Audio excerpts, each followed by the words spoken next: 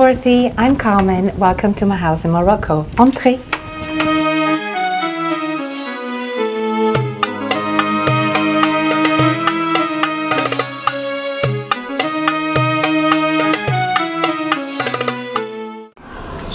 Hello Homeworthy, welcome. My name is Frank. Welcome to Tangier. I'm going to show you around today. I'm excited to give you a tour of my home. Please come in.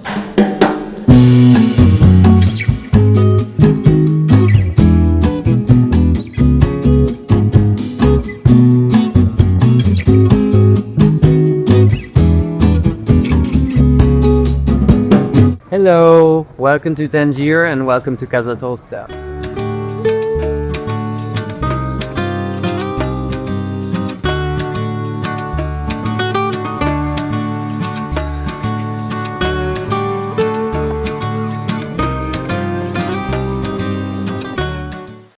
Hi Homeworthy, I'm Trino Facada. Welcome, and can't wait to show you around Birdcage Marrakesh.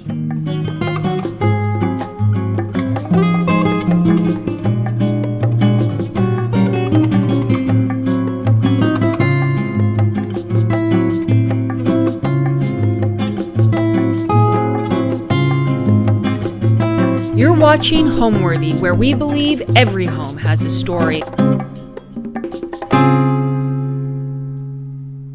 Hi, my name is Carmen Haid. I'm a vintage curator and welcome to my house in Morocco.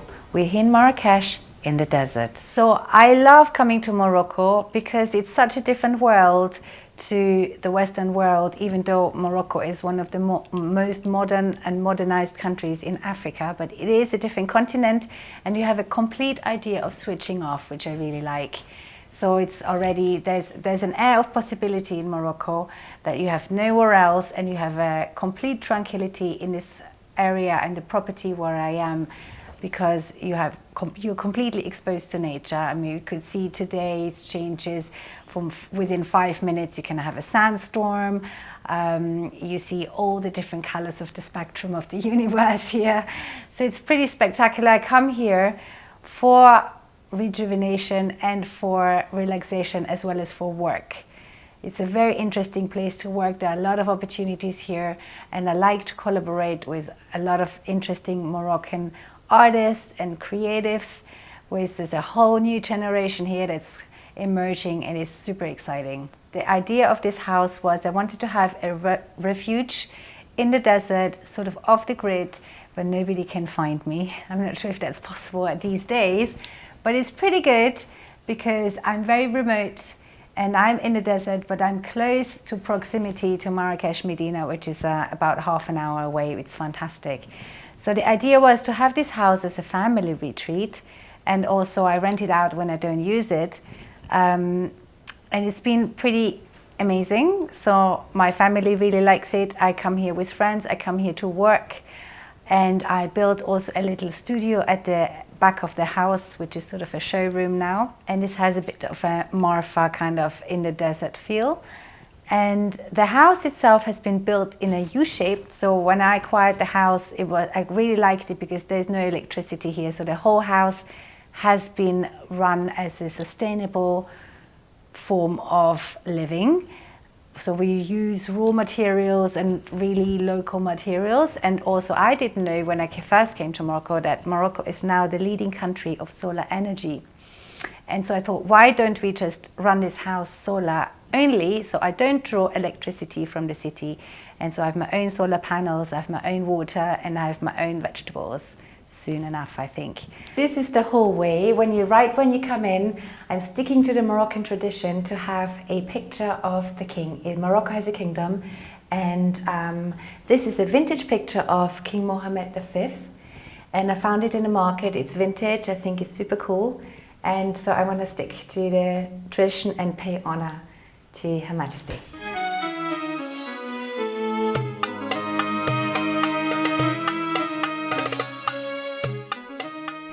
So this is the living room, and it's one lateral vast space that originally was 2 rooms, and we broke it through and made it one big space. So we put all the beautiful ceiling in, and then you have 2 sections where you have the one area with the fireplace, and then sort of more cozy corner. And actually here where you see the artwork, there used to be 4 windows that I closed, and now I have the artwork of my friend Idris Kanachi, who is an amazing artist, and he did these artworks here. And this is an incredible piece, which I found in the market years ago, and it's actually a real photograph. It's a negative print, and it has been treated, and I found it on the market. It was very interesting. I had it framed, and I took it to London, and then when I moved here, I brought it back here. So Marrakesh stays in Marrakesh. And I like it because it has the palm trees. And then here we see the big sofas. I love the sort of volume of it, because I was inspired when Christian Dior did a show here a few years ago, and then Soufiane Zarib, who did the amazing sofas, and then was inspired and said, do you think you can make me these sofas for my house?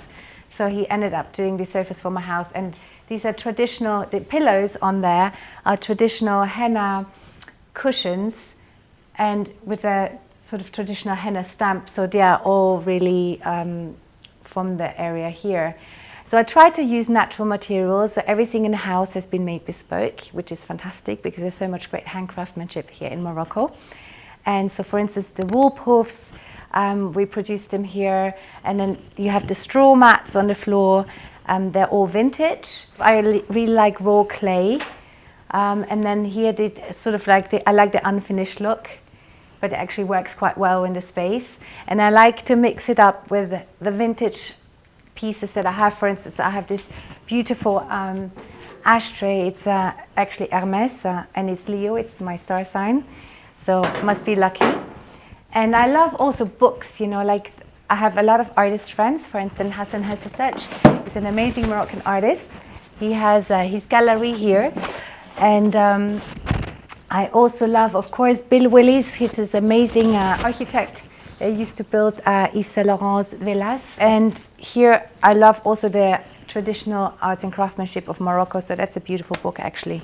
Here are a selection of fans, which I quite like. You know, it's nothing expensive, but it's just so pretty. These, you know, fans, especially in this hot weather, we need it.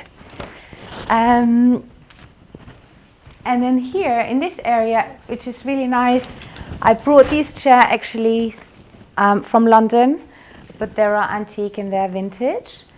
And these are all posters, Yves Saint Laurent posters from the Jardin Majorel. So Morocco, living in Morocco is really great because you have fantastic weather conditions.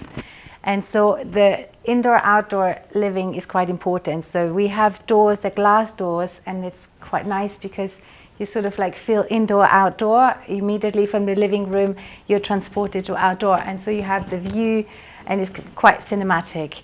So that's what I really like about it.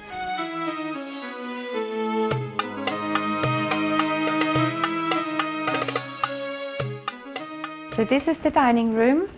We're going to have lunch today. And often this house is also used as an artist exchange. I have sometimes artists in residence. This is Amal and Malika, our fantastic chef, and Amal, the heart of the house. And we have delicious food here that we cook. Lots of vegetarian options. There's 1,000 ways how to cook vegetables in Morocco. And that's just a small little glimpse of what we do here in the house. And I'm going to sit down now for lunch and have a little break. I'll see you after the lunch. So the idea of this room was it's a dining room, but you have also the built-in banquettes, which is quite nice. So before lunch or dinner, you can just hang out here, have a little aperitif, and chill out before it's time to eat. And I really like the views because you have 2 vintage saddle blankets framed. They're quite antique, quite actually kind of museum pieces. Really like the intrinsic detail of the leather and the brocade and the metallic thread that they were done. Now I want to talk to you about this little collaboration that I did with this fantastic new brand called Coup de Soleil here in Morocco. And it's a little smoking tray or a little trinket box and a tray that we did in collaboration with Coup de Soleil, made out of brass. So you have little boxes here different sizes. And I quite like the detail here with the swirls. So throughout the house you'll find these vintage stacking tables. This one is from the 70s. It's tiled. I really like the look. It's quite retro, and then that works really well with this vintage lamp. It's a Louis calf lamp that I had restored, and I love this enamel vase. I suppose you can put single stems of flowers in there, but I quite like to have it like this. It's quite pretty.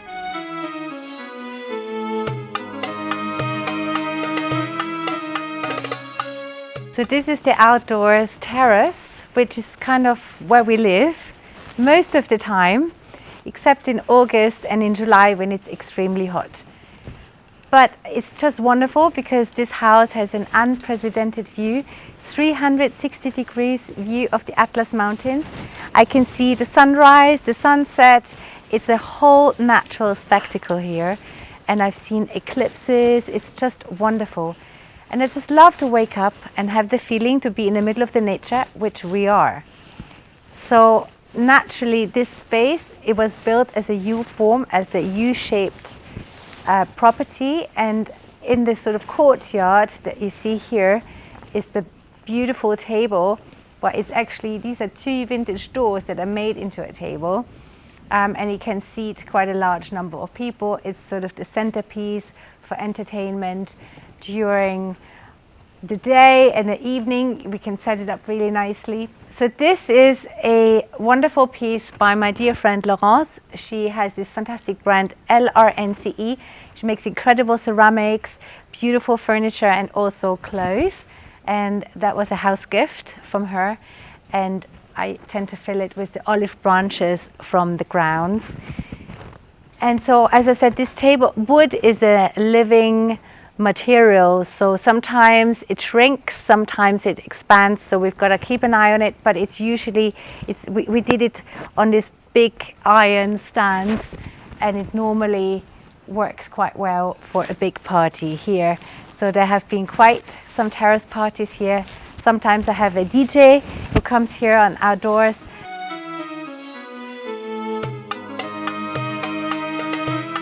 So I started my career in the 90s working alongside Mr. Saint Laurent, and I was a PR assistant. I was quite young back then. It was really exciting. I was living and breathing fashion.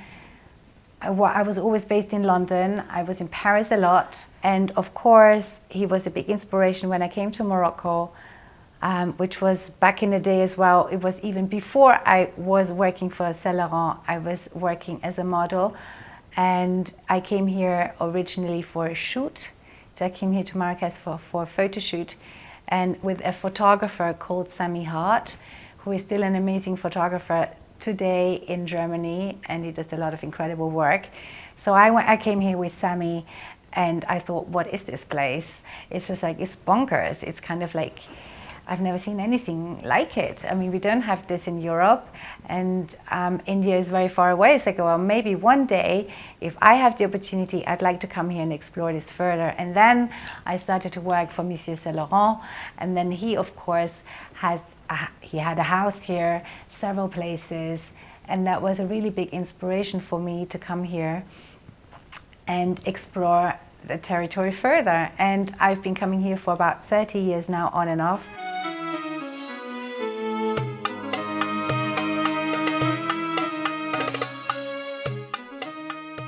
So follow me to the pool.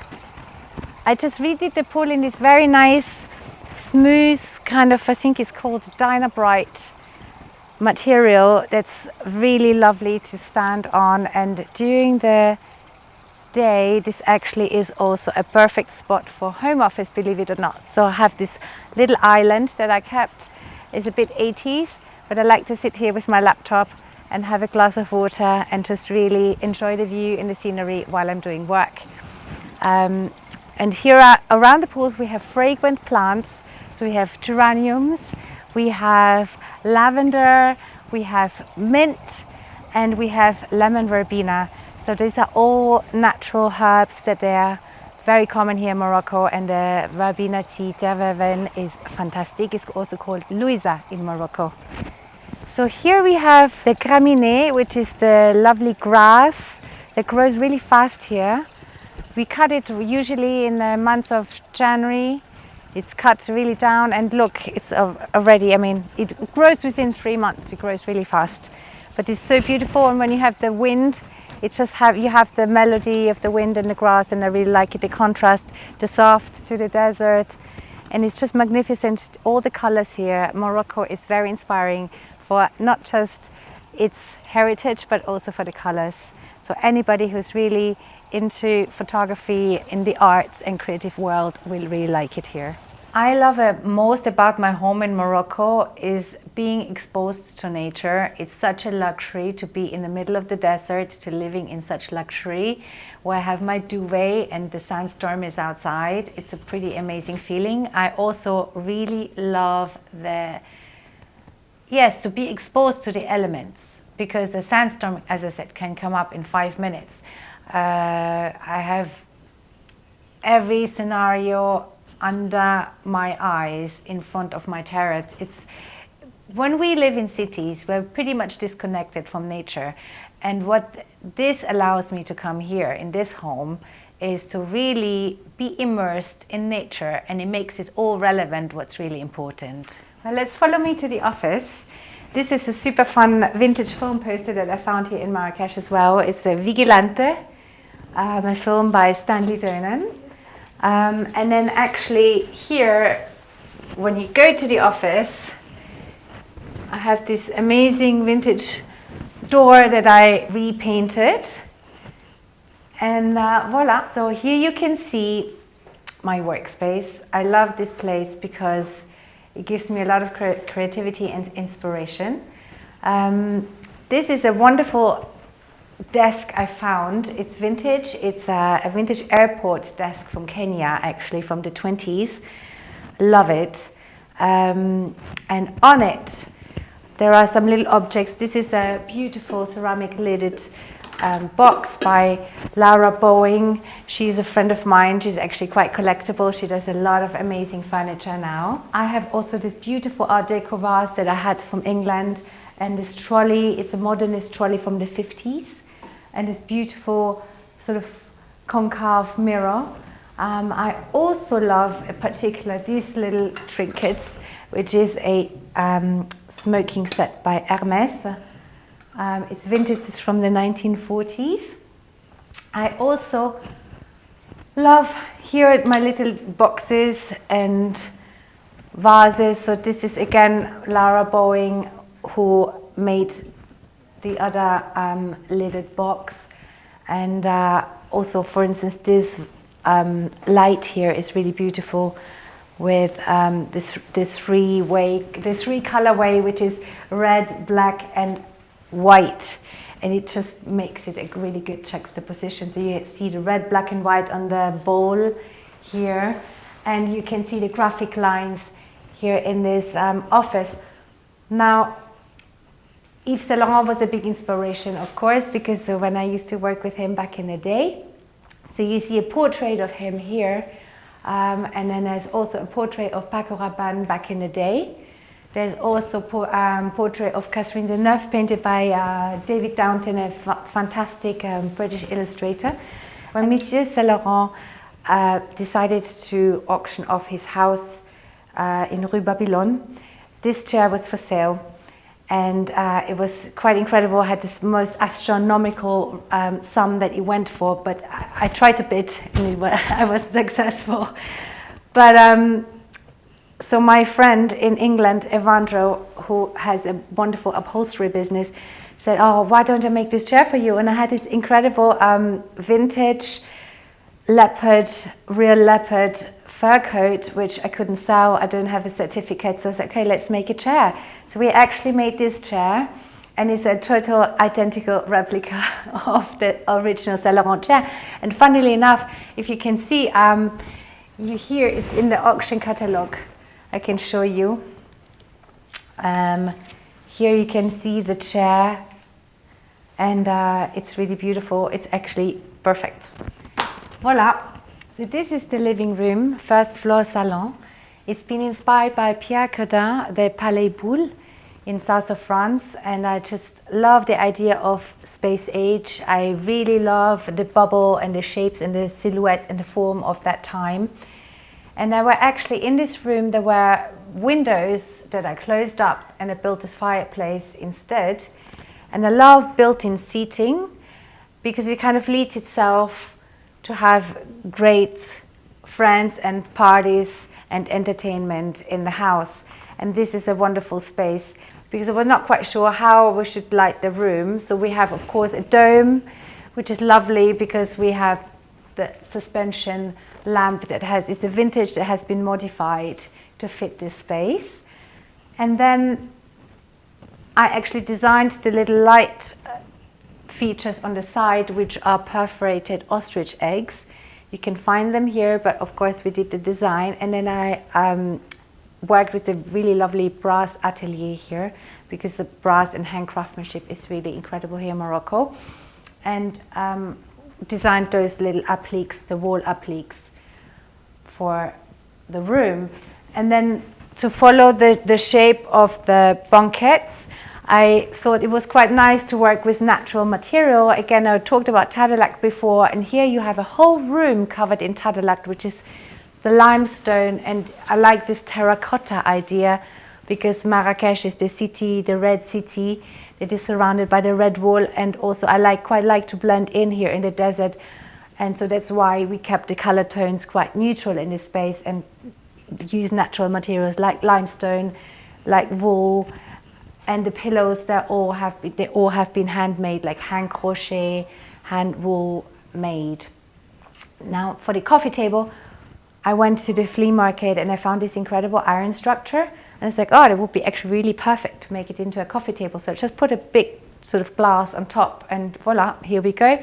You see also another lidded box from a ceramic box from Lara Boeing, that's similar to what we had in the office before.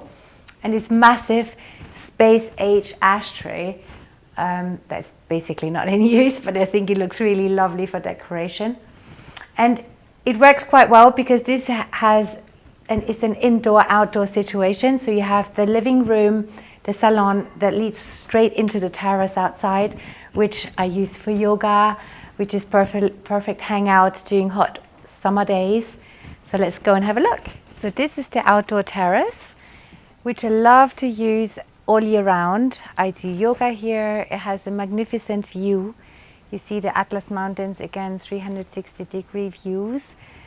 And it's just really pleasant to hang out because it's a shaded area, and I love the idea of the long curtains that you can, sort of have them hang down. And again, we have the big sofas like downstairs in the living room. They're sort of spacious and really comfortable.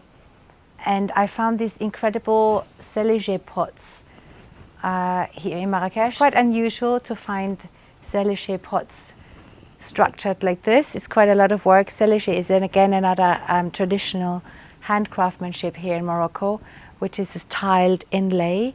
And I tried actually to reproduce these pots, and it hasn't been easy to find in atelier, so I'm still on the search, but these are vintage ones, and I really love the look of them. Let's go upstairs to the first floor.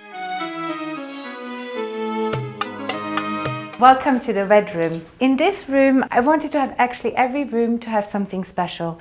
So I built in this little corner that wasn't here before.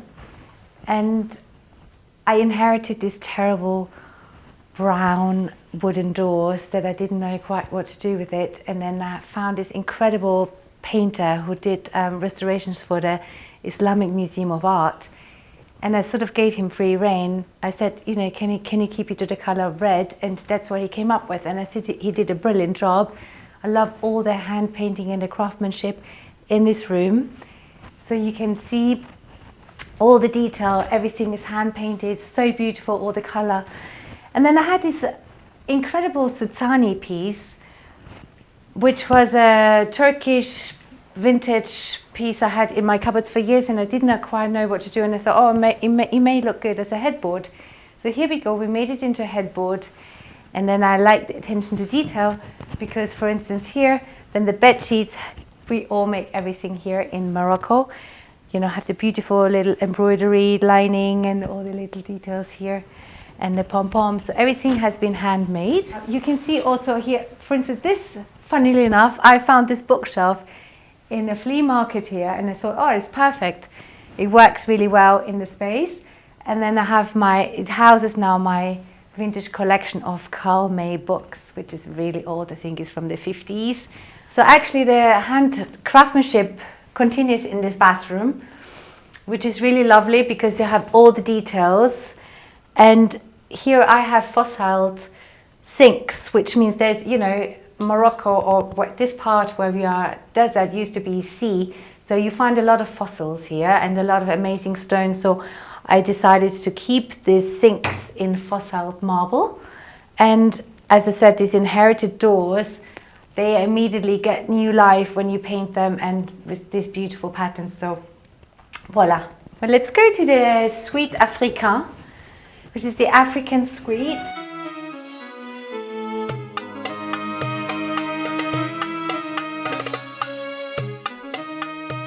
And so it's been inspired by actually this piece, which is a vintage map of Africa that I found here in a store, and it's quite incredible because you actually can see the formation of Africa really back in the day. And it sort of inspired the color palette of this room. It's like, okay, well, if it's the Suite Africaine, so we need to do African patterns.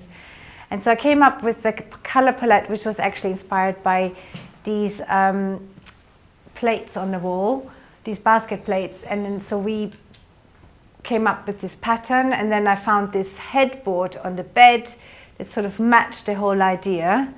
And it's also really fun, these lamps, this bedside lamps. I found actually the actual lamp, which is ceramic, and the shade afterwards. And so it was actually a vase, and it's like, oh, let's just make lampshades out of it. And so that's the bedside table. It took me a few years to find the right fabric for this beautiful blackout blind, but it works really well in the space now with everything together. And so these are actually old vintage chairs from a chalet in Austria. In here we have vintage rugs that I found in the Berber Mountains, and I also found this here, which is a desert rose. We have a lot of rock formations here in Morocco and in the desert, which is incredible. You have to come and visit. You find these incredible formations. They're out of stone, and they are formed. It's called a desert rose, and you can find them. So I found them here in Morocco. So here, let's go into the bathroom. You have an ensuite bathroom also in the African suite here. Same principle as in the Chambre Rouge.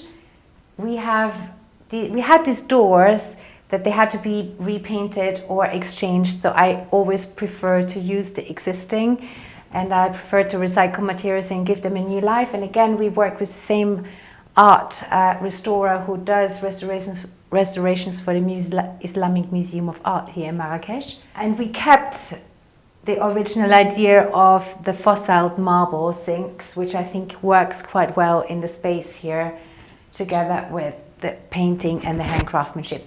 The room has been done in Tadelact. Tadelact is a traditional craftsmanship in Morocco, and it's a very smooth sort of limestone texture that you put on, and it's very nice in bathrooms, on the floors. And so we did the bathrooms in the Tadelact, as well as downstairs in the dining room area. You'll see all the rooms in Tadelact. So this is the yellow room, and it has the mirror image of the Chambre Rouge. I wanted to have something special, so I have this little alcove here that we made. And for the same principle here, I inherited these boring wooden doors, and I wanted to have something different to the red room and to the African suite. So I just thought, why don't I give the painter a pattern of the Wiener Werkstatt, and he can interpret himself how it would look like maybe Moroccan style. So that's what he came up with. I thought it's absolutely wonderful, really en point. And he did beautiful patterns that I didn't need to change anything, so I'm very happy about it. And then I teamed it up with traditional techniques. Here in Morocco we have also a lot of embroidery, so all of this has been handmade. All of the embroidered sofas, the pillows, and actually what this African chair has a pillow, a vintage pillow of Saint Laurent from the 60s. This orange metal cabinet I found here on the flea market, and I just thought it was perfect, it would work in the room. It's a bit of a worn down look, but I quite like it. So this is a funny little mascot, which is a dog by Erdem, that is who is a fantastic fashion designer in England. And he did this a few years ago. He did a collection in this fabric and he made me a little dog. So voila, he's here. And here we have a vintage 1970s Murano glass vase that I like very much. And also those Mexican tiger heads that are really beautiful. They're from the 60s. I found them also in the market. And I have this fantastic artwork, which is done by Nick Hornby, who is another friend of mine in London, who is now a fantastic renowned sculptor and who does public commissions all over the country. For the headboard, I had no idea at the beginning what to put here, and I came from England with this vintage paravent, this screen that I didn't quite know what to do. It's from the 20s. And I just plonked it there, and it actually looks quite good, and it stayed there ever since. And I teamed it up with these sort of vintage lights, again glass lights from the 60s, which look quite chic, and it works in the room, together with macrame and natural materials. It's a really lovely space again. So here we continue in the bathroom, the beautiful craftsmanship, Atelier Meyer, Wiener Werkstatt meets Morocco, and with the fossil sinks as well. And I love all the big products here from Botanica, who is a fantastic Moroccan brand I've done a collaboration with, and they are the best natural oils and materials, so I have them in all of the bathrooms and they really look pretty as well. And then I have also behind the corner a beautiful poster, vintage airline poster from Air France.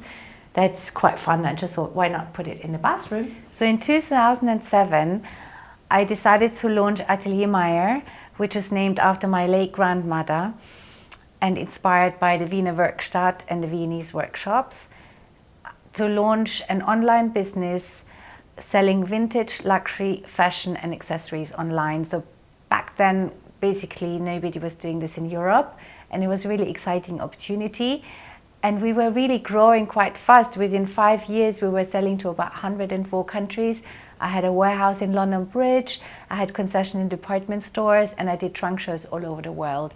And it was really an exciting time. So then, after about 5 years in Haven, in Creative Haven, I decided to sell the business and concentrate on other ventures. And then COVID happened and family affairs happened, and I had to move from the UK. And so I decided last year to relaunch the business, Atelier Meyer, in the form, again, of an online boutique, but actually as a physical studio here in Marrakesh, selling vintage furniture and vintage objects. And it actually really gives me a lot of pleasure, because I still have this affiliation and I still have this passion for finding vintage things and giving them a new life. As you can see, there's a lot of pieces in this house that have been either found on a flea market or they have a history, and I quite like it to make it a personal affair. So this is the atelier that I built last year. It's sort of a bit of a folly to have a store in the middle of the desert, but I quite like it because it's a bit of a Marfa feel. And when people come, they're actually really surprised what to find here, because everything in here is for sale. These are vintage finds that I've collected here in stores, vintage dealers, at the flea market. Voila, let's have a look. So, as you can see, this is sort of like a bungalow style, which we use as a showroom, but also is an artist in residence atelier. So often we have artists in residence that come here and do the work. For instance, right now we're working on this very exciting project. So I have artist Marco Walker, who is American, half Austrian, and lives in England as well. He's actually taking space here right now to finish his work for this project. And here I can show you all the little pieces that we have curated. So for instance, this is an extraordinary piece, which is a knoll frame from the 60s that I've upholstered in this cream boucle fabric. Similar to this chair, it's an original Mark held chair that I found here on the market, and I did the same thing. It's been upholstered absolutely new. This is my scent that I've just collaborated with Botanica and the Mandarin Oriental. It's now our signature scent. It's inspired by Chamna Lefna, which is the big place here in Marrakesh. Now here, this is a collaboration I did with Benny Rugs, an amazing rug company here based in Morocco, actually very close to my house. They have an extraordinary showroom, and I did a collaboration with them for 6 carpets. And here, all of these, for instance, these chairs, these are fiberglass chairs, outdoors, but they also look pretty. And then I find these structures in the flea market, and I think they're quite interesting. Little side tables that I spray paint, painfully restore, and then they are for sale. This is a really beautiful lamp from the 1950s. And even here, you know, I like the art of entertaining. This is a little set, original set. It's still in its original packaging by Pierre Cardin, a little play card set. I also like to celebrate the art of the table. So here you have a little bit of silver, quite like this one is old school, where you can really brush the breadcrumbs off the table. And that's an original vase from the Wiener Werkstatt. It's quite rare, and you can see here the intrinsic pattern of all the details, and you have here made in Austria. Very nice. I really love this bowl as well, for instance. It has this beautiful silhouette. Looks quite pretty on any mantelpiece. You can fill it with fruit. So pretty. Now this shelf actually is really lovely. I found it on the road, believe it or not. It's not for sale. I love the shape, and I put some bowls on the top. These are ceramic vases that I really like, because when they're lit from inside to give a beautiful light. I have them in all shapes and sizes, and we make things also to specification. So a lot of things that you see in the house inside has been made with the ateliers, and I continue to work with ateliers on bespoke interior and projects all around the world. Home means to me a complete refuge from daily life, but also a place where you can recharge, where you can be yourself, where you can invite friends, where you can hang out, where you can work from. That's basically what home means for me.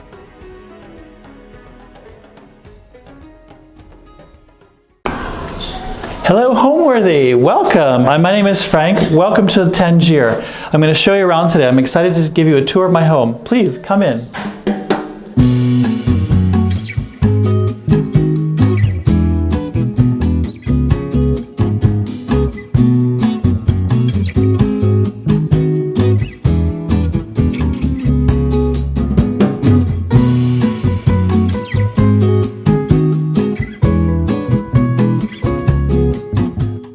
Watching Homeworthy, where we believe every home has a story. Hello everyone from Homeworthy. My name is Frank de Biasi. Welcome to my home in beautiful Tangier, Morocco.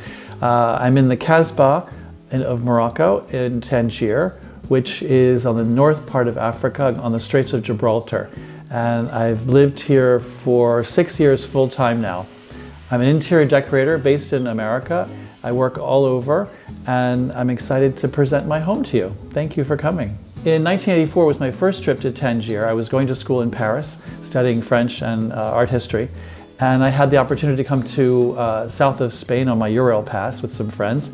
We crossed on the ferry from Tarifa to Tangier, and we discovered this beautiful country of Morocco in the north of Africa, the Straits of Gibraltar, which has an incredible climate, a wonderful culture, beautiful people, fascinating history, and we basically fell in love with this place. I didn't come back again until 2001, where I came with some friends and my old assistant from my previous job at Peter Marino Architect. And we fell in love with all of the beautiful homes here. There's a rich history of different homes being created over the years. This particular home we found after looking for at least, we probably saw 30 or 40 different houses. We found this one because it was owned by an Englishman and he had a mosaic studio in the ground floor. It was just a kind of shell. So it was an atelier with where the artist worked. And it was really interesting to see, to be inspired with the local culture, what it was that we could turn this house into. I'll give you a tour, but basically it's ground floor with 2 extra floors. And my partner and I, Jean, just decided this was the house we wanted.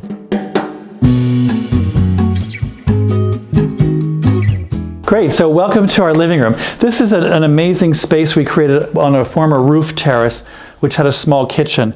And we couldn't go too much higher. The ceiling was always going to be a slightly low. What I did was, and I've done this for a lot of projects, is I had beams put in. And these are actually plaster beams. These aren't wood beams, just to create a kind of interest so it doesn't make it feel like the ceiling's too low. Another trick that I did in this room, which we use all the time actually, this is where we have breakfast because the light is so good. I put a picture rail around the room in this kind of light yellow-green, and then above that we painted a blue-green mint, and we put our collection of plates that I think Jean bought them mostly in America at Etsy. It's a huge collection of Maiolica, and I think it creates a kind of garden room, which is what I really wanted. We have a garden on the front of the house.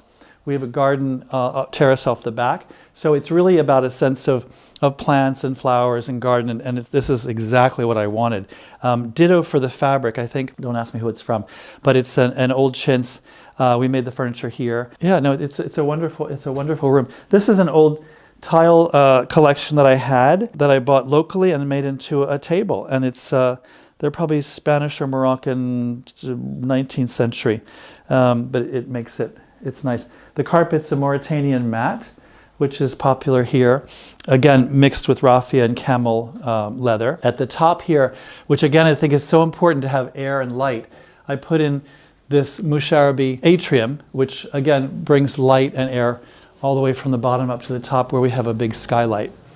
The fireplace, I have an old Indian Mughal gate marble sculpture in there. This is our games table. We don't really play games, but maybe one day we'll learn to play bridge like everyone does. The bougainvillea is from the local next door, as you can see. Come on and I'll show you the bar and the kitchen too.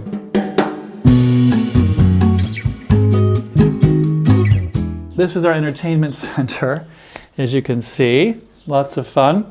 And this is the kitchen that I created first, which I really, really love. It's a mix of beautiful pink Portuguese marble, an interesting kind of, I don't know, pale pistachio green on the walls. And this is where we have breakfast in the morning because it's so much light and it's really wonderful. Off of this we have the kitchen garden. These are curtains that I made from a shawl I bought in India. Again, everything is used, waste not, want not.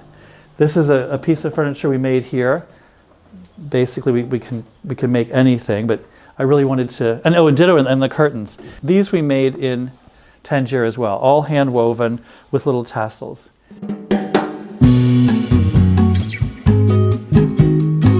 So this is the entry of my home, and it gives me a good chance to explain a little bit of the history of what we bought and what we've created here. So this was the house, as I said, we purchased in 2007. It was basically a kind of an artist studio. There's only a few elements that are still extant, that are still here from when we bought it. One is this interesting arch here you can see, and the other two arches as well. The rest of it is all new, but we've kept it to the old traditional style. So you can see we've added the cement tiles.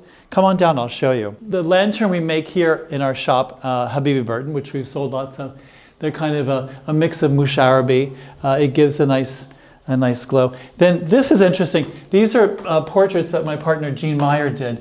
They're all watercolors and gouaches, and these are people that have bought houses in Tangier. So if you buy a house in Tangier, he'll do your portrait, I think.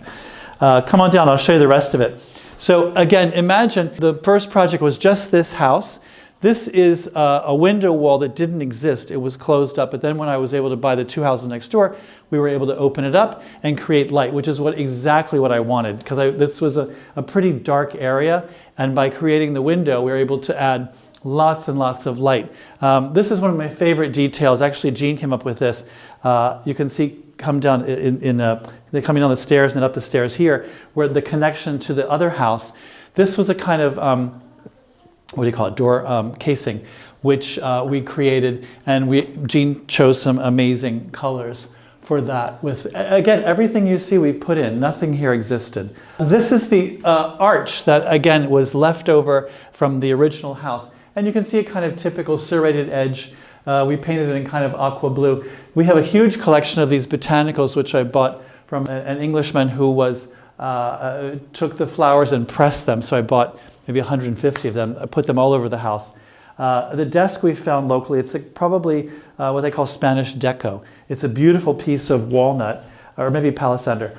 And we were lucky to find that. Next, we're going to go into what I call the reception room. So this is a big kind of, almost like a courtyard. And we were fortunate. We changed the front door. It used to be here, changed it to over there. And we created a library with a fireplace and books. And it's a kind of cozy place to hang out. This is kind of the main hall of the whole house. So it goes off to the entrance, to the garage, to the library. But one interesting element which we put in, you should have to see, we added a 3-story skylight, which completely goes up, and I covered the walls in Musharabi, so all of the windows open to that. It creates light, it gives airflow. It was actually a good idea somebody had, which in these kind of houses in the summer, as you can imagine, it gets very, very hot. And the way the air circulates is a very important function and feature of a well-designed house. So, and in the winter, strangely, it gets quite cold. So we have underfloor heating, which makes it very, very warm.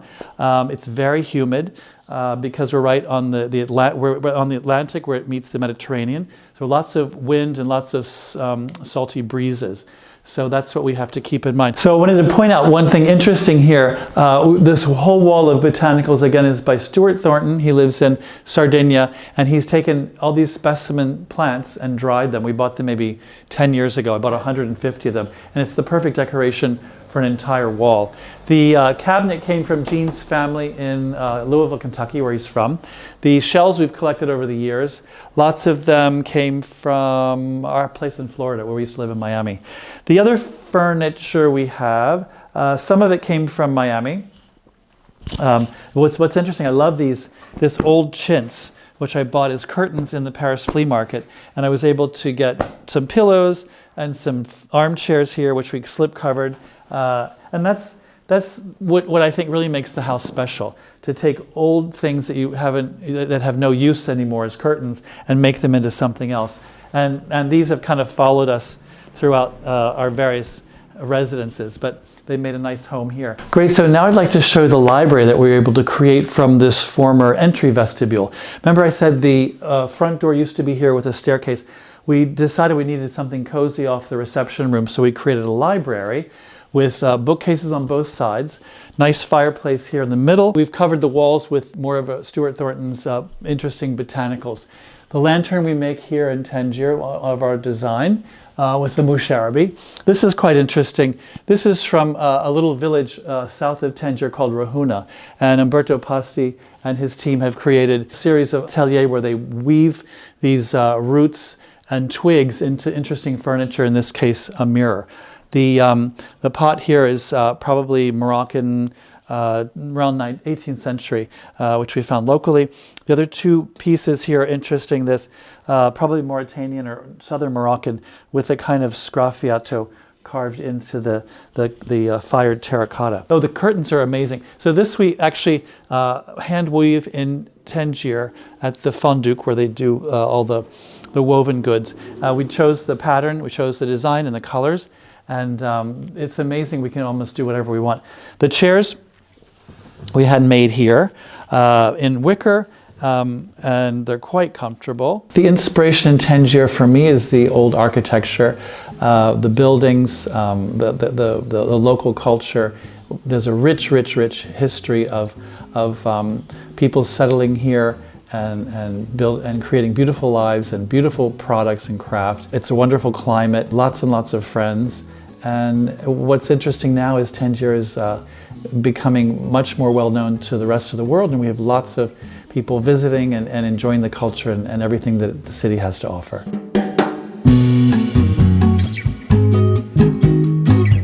So next I wanted to show you the old primary bedroom in the old house, which is an interesting space. It was a pretty big room, which I wanted. I wanted these nice kind of generous rooms where we have a bed, a little sitting room here. I made a corner banquette out of some fabric that I had left over. These fabrics here, and then this fabric was one that I had made here in Tangier.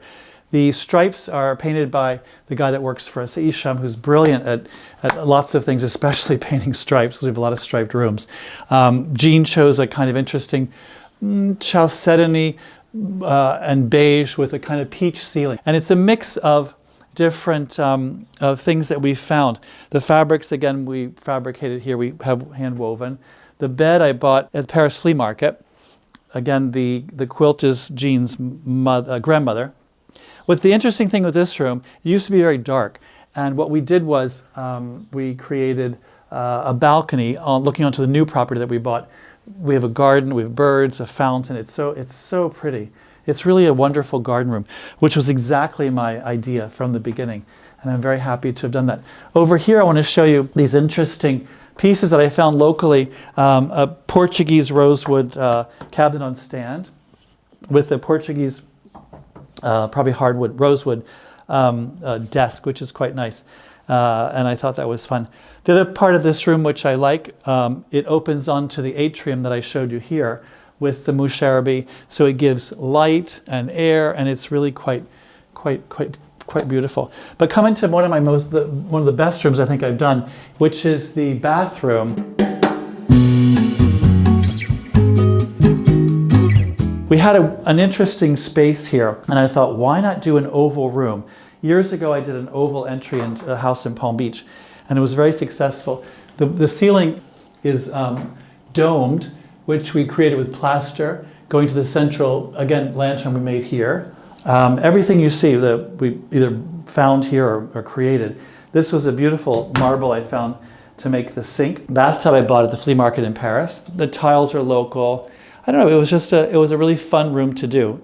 And what's great is we have different openings. There's the toilet there, the dressing room, a closet, and it really makes for a wonderful, wonderful space. The tiles are 18th century from Sicily, which we found at a reclaimed place. And I think putting it all together was a lot of fun. The door design here, which I think was kind of interesting, was from an old house in New Orleans where we were able to recreate this kind of chevron design in an arch.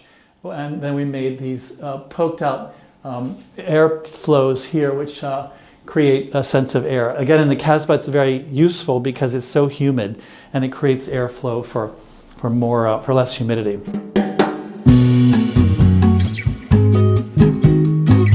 So here we are on the top floor of the house. It's the roof terrace. It's a place where we spend a lot of time, both in the morning for breakfast, at night for a drink. It's a wonderful place to get away. You hear the seagulls, you can hear the ships coming in from the harbor, which is just right there.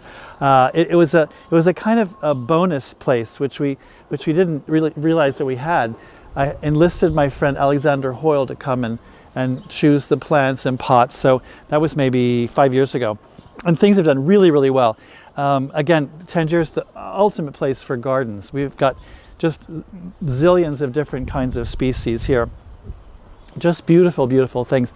So what I did was we kind of created a lounge area here. We have some seating here. Sometimes it's set up as a bar.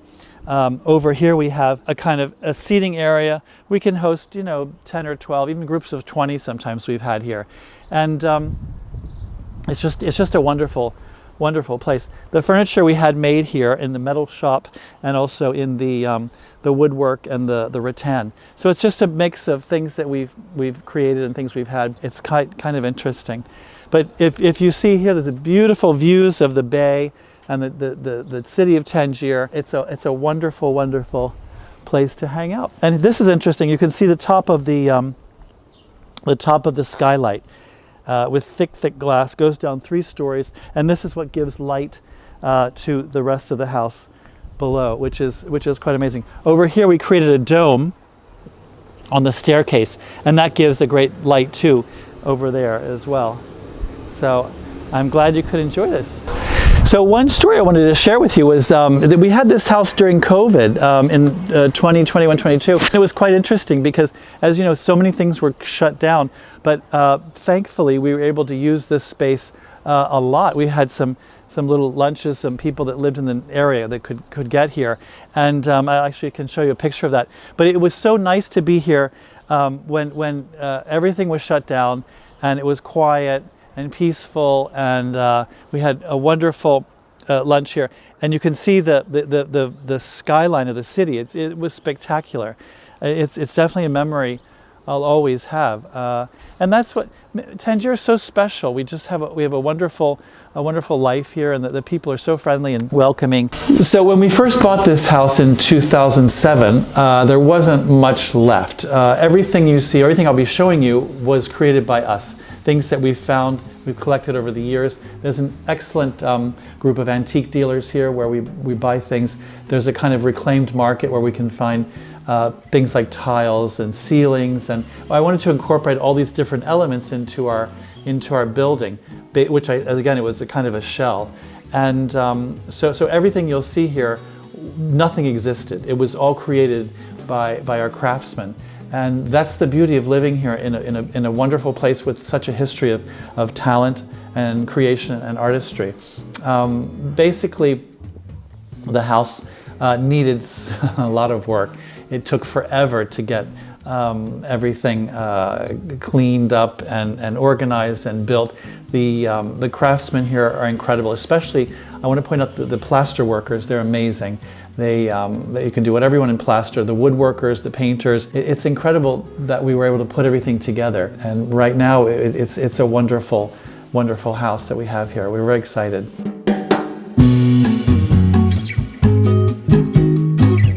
So now I'm going to take you into the other part of the house. This is the connection between the 3 houses. What we did here was a little gate for Oscar, based on a Tunisian design. We did the beautiful color green, which you'll see everywhere in our house, with lots of white nail heads, typical Mediterranean Tunisian design. A carpet I found in Azila, which we had made and cut in half for the hallway. The tiles are all designed by Jean. I'll take you into the kitchen now. On this side of the house, we have a kitchen, courtyard, and dining room. In the kitchen today, we have our wonderful Khadija, who's local Tanjawi, who's cooking an amazing lunch for us. This is Khadija, welcome. So what we have here is some interesting Moroccan salads. We have beets, we have tomatoes, and we're making a chicken tagine, which she'll show you, which is quite beautiful. So we have artichokes and green beans and a carrot salad. Let's see what's in here. Another looks like aubergine. So that's eggplant salad. This is quite interesting. These are the lemons you get in Morocco, which are confit, which are delicious. Sometimes she makes her own, which are amazing. Local lemons, and then we make the confit here, and that gives an amazing taste. What's interesting about the kitchen, this is our second kitchen in this house, which is kind of a long galley kitchen. I bought these old shutters here from Boutique Majid, a local place in Tangier, where I was able to redo the insides as well as add the part in cedar. So cedar is a typical wood you find here in the north of Morocco. But you can see the beautiful carving here of the shutters. And because we were building the house from scratch, we were able to add on these interesting elements in the kitchen. Here we have an interesting, this is the mouche arabi, which everyone loves. We painted it green, and this is something called Maimouna, which I put on the faces of the cabinets. It is nice because it creates a lot of airflow through here. The carpet here is a unusual Mauritanian runner, which is made in North Africa, and it's made of raffia and camel leather, which is kind of interesting. And here's another part of our kitchen which I love. It's my favorite part, actually. I wanted to create a Dutch door for the dog. So we close it here when Khadija is cooking. Dog can't come in, but it's a Dutch door, so the top part closes like this. It's all made of carved mahogany, carved beech wood, and it's kind of a unique design. I love, love, love this.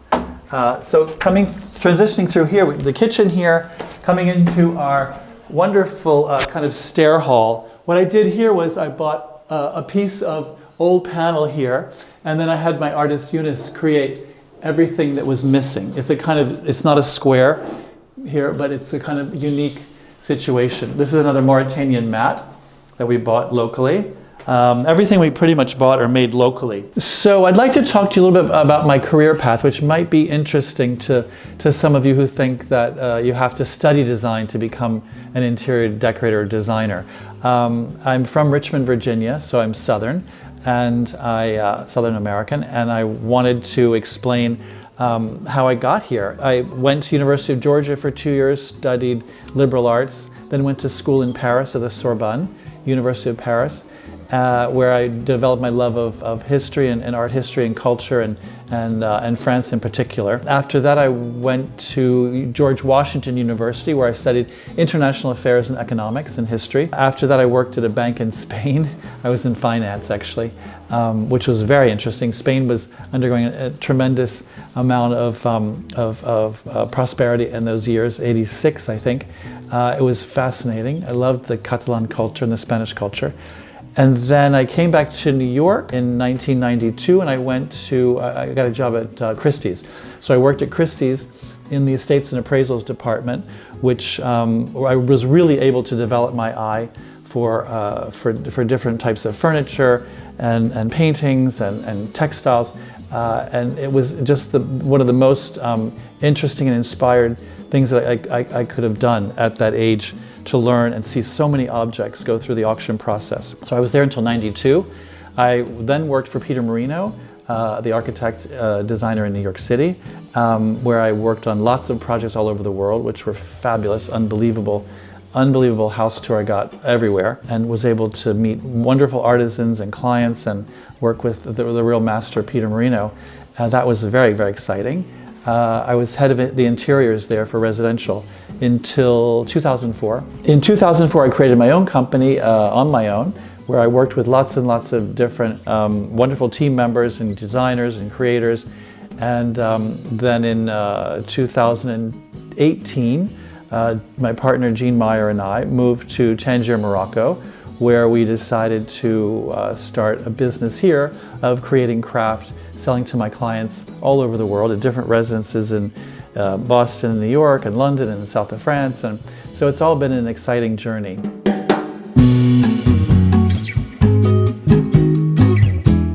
Hi, so welcome to the primary bedroom. This is the bedroom in our other house here that we bought in 2019, which is kind of interesting. First off, I've made these amazing doors from an old ceiling, all carved and gilded and painted, and it made a wonderful door that we incorporated into this new house. What's interesting about this room is you come over here and you can see the courtyard that we created. So my idea for the house was to have as much light as possible. It's quite bright, actually. It faces the sea, and we planted the courtyard, and it's nice to have the plants with birds and things. And the other thing that we made here were these wonderful curtains, which we have hand woven in Tangier. And then we have a guy in Fez who does this incredible embroidery work in a wool thread. So that we've been very successful. We're selling a lot of it at our new shop here in Tangier, which is great. Come on into the primary bedroom and I'll show you the rest of it. The interesting thing about this room is it has very low ceilings, which we weren't able to go any higher. What I did was I wanted to make an interesting ceiling. I hate boring ceilings. So we put in cedar planks, and it kind of gives a rustic feeling. Jean came up with an interesting stencil design all around the perimeter of the beams, which I think adds to the artistic kind of feeling of the room. Lots and lots of collections here which we've assembled over the years, and especially from here in Tangier. What's funny is I'm obsessed with recycling and saving old things. So for example, the fabric here on the sofa is an old, I think, Lee Joffa fabric we had in the Paris apartment as a tablecloth. I made it into a sofa. This fabric here I made in India with some friends, and this was the walls in our Paris apartment. I made into a chair. I don't like to waste things. I'm always recycling and reusing. I think each thing, as I said, tells a story. Little collection here of little buildings we bought in Azila. I love the different geometric stripes and colors, which was fun. Obviously, it's our TV room. We kind of live in here. This is where we watch Netflix and everything. We have dinner here. This is an interesting piece. We found an old brown piece of furniture, not very pretty. We had my artist Eunice paint it. Lots of different colors. Jean designed it. And what's funny is I had someone make a little embroidery for the curtains here. But it's interesting how you can take, with some inspiration, take whatever you have and make it into something else, which I love. We're always inspired by the stripes and the colors of the North African pottery. These are cool. These are old Tangier photographs, probably turn of the century, where you can see the old Tangier port. We were very lucky to find those. We're very happy. The bed I made here, based on using some old embroidered fabric that I found. I wanted an interesting backdrop on the wall, so I found an old ceiling here in Tangier, which is carved and gilded and painted. So I plunked that on the top of the wall, and we've added some of our product here, which is little brackets with. These are quite interesting too. From the American legation, a woman paints these very interesting, naive landscapes and seascapes and what have you, and it's fascinating. Kind of a Grandma Moses feeling, very rustic, but she's quite beautiful with color. The bedside tables we made ourselves. The lamps and lampshades ditto. Again, it's a mix of old and new, things we found, things we bought. This is Jean's grandmother's quilt that she probably made in the, I guess, teens or 20s. And then over here you can see, I'll show you the interesting table we made. This is a desk we had made, which was we had an interesting curved wall here, which we created with a round window. And we had an artist, a woodworker, make the desk, and an artist paint and stencil the surface, which I think turned out pretty great. The tiles are everything from Jean designed. Now this is coming into the master bathroom, his bathroom, Jean's bathroom. And we have curtains that we made, hand woven here in Tangier. The tiles were made here as well. So that's it for this room. What I love here is the arch ceiling. That's again what I was saying. You can be inspired to do anything here. The fact we can do an interesting curve of the arch was amazing. And again, we've got a great view onto the courtyard, so we have lots of light.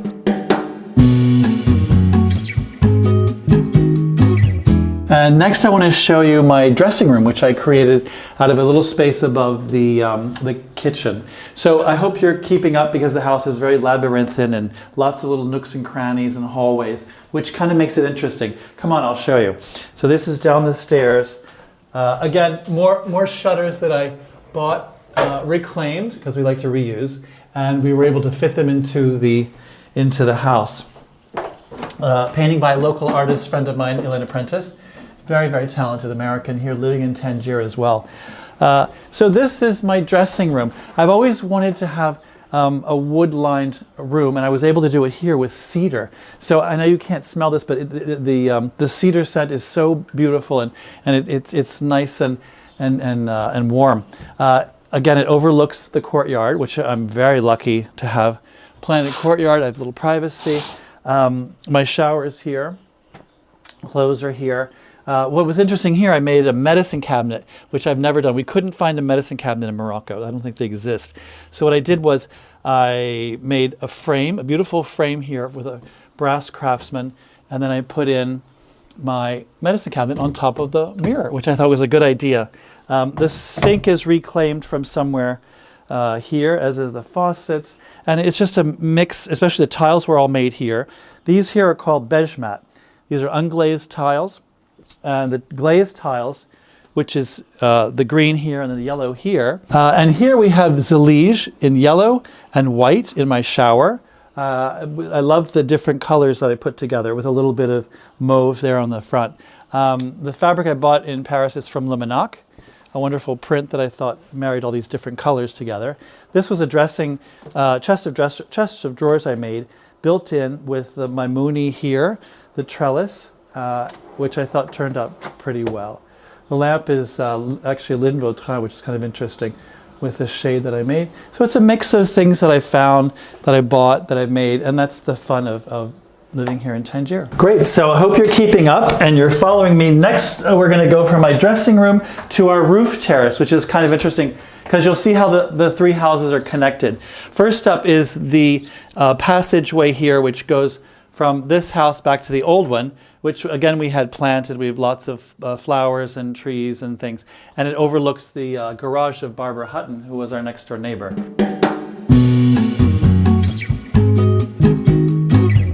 Welcome to the roof terrace. So it's kind of bright today. It was a beautiful, beautiful day in Tangier.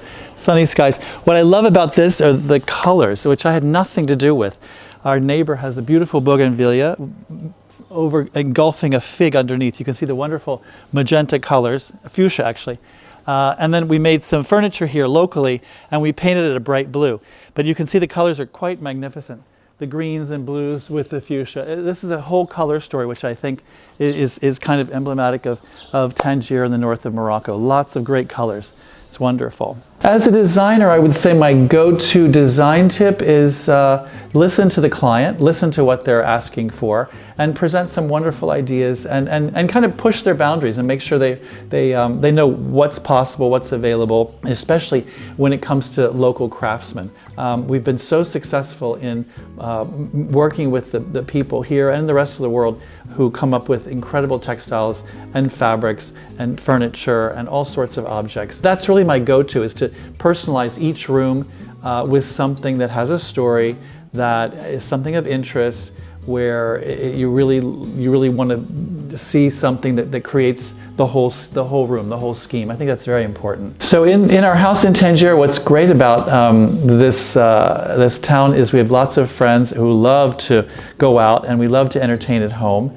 It's very exciting to go to people's houses and see what they've created. Everybody has a different theme, a different scheme. It comes from different places, and it's really fun. So I kept that in mind when I was creating this house.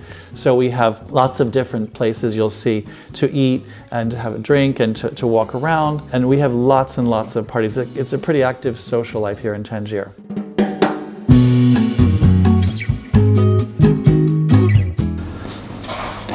So welcome into my dining room, which we created out of a very strange space. You can see this unusual shape of the room. This was a house I bought in 2019 and it completely collapsed. So there was nothing here, just rubble.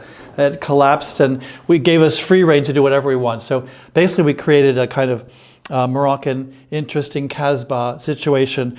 We reclaimed old tiles from old buildings. We made this wall covering in woven rattan. The interesting part about this, we were able to recuperate some old shutters from buildings and built them into the wall. This is the wall of the kasbah here, which slopes down. So behind that is a solid rock. Table we brought from New York. It's an old table that I bought, Scottish, I think, from Christie's, London. Things that we made, the needlepoint was made by my mother and finished by Layla, who works with us, and her cousins, which they did a great job. Jean designed these, which is quite cute. Love the old needlepoint. Table settings, I bought this, the Paris Flea Market. Ditto for the cutlery. These are some products that we sell in here from Habibi Burton. It's nickel and brass. So I like to, when I set a table, I like to make a mix of things. This is actually quite simple for us now. Normally we go a little more over the top.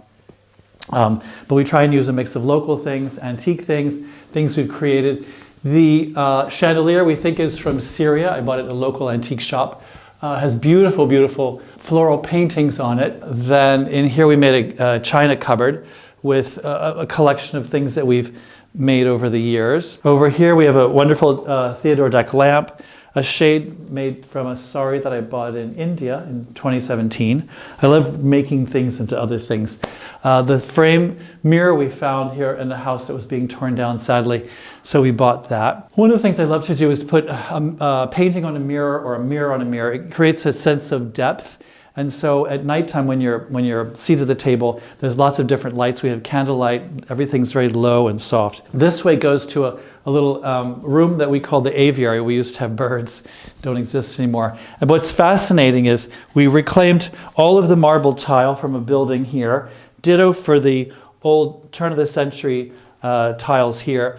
This is an old door we bought at a market here, and then created the door frame around it. This leads to a powder room here. And what's another thing interesting, so this is an old ceiling. We probably had 3/4 of it that we bought from a dealer, and then we had an artist recreate the rest of it, so it looks like it's all new. But that's been the most inspiring part of living here in North Africa, in Tangier, where we're able to really create whatever we want and put together the pieces. So there's a dialogue between antique and contemporary. This is something we make for Habibi Burton in brass and wicker.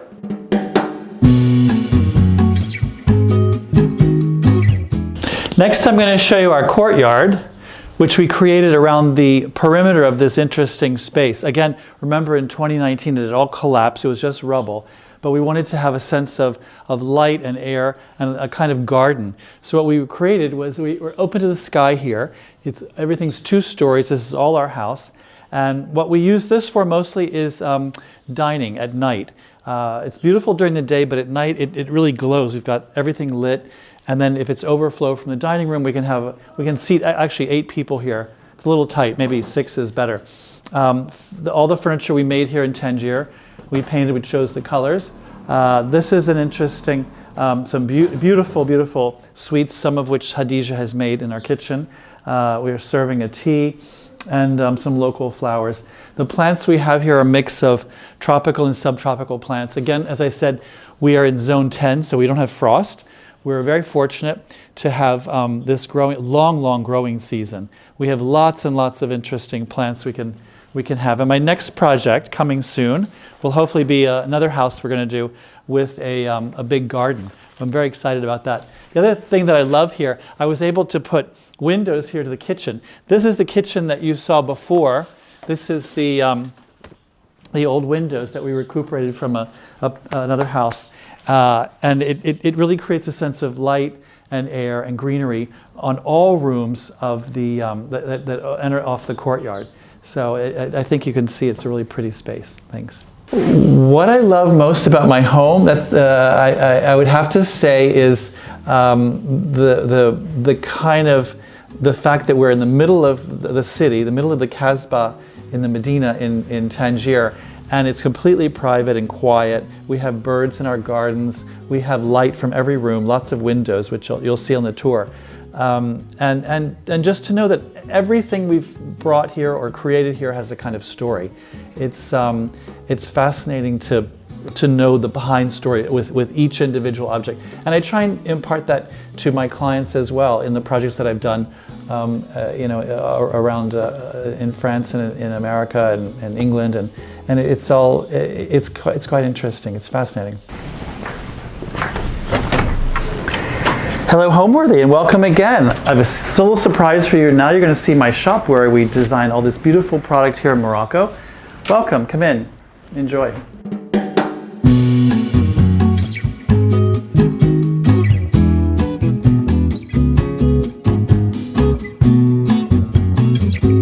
So what I would first want to explain, this is a shop we opened up last August.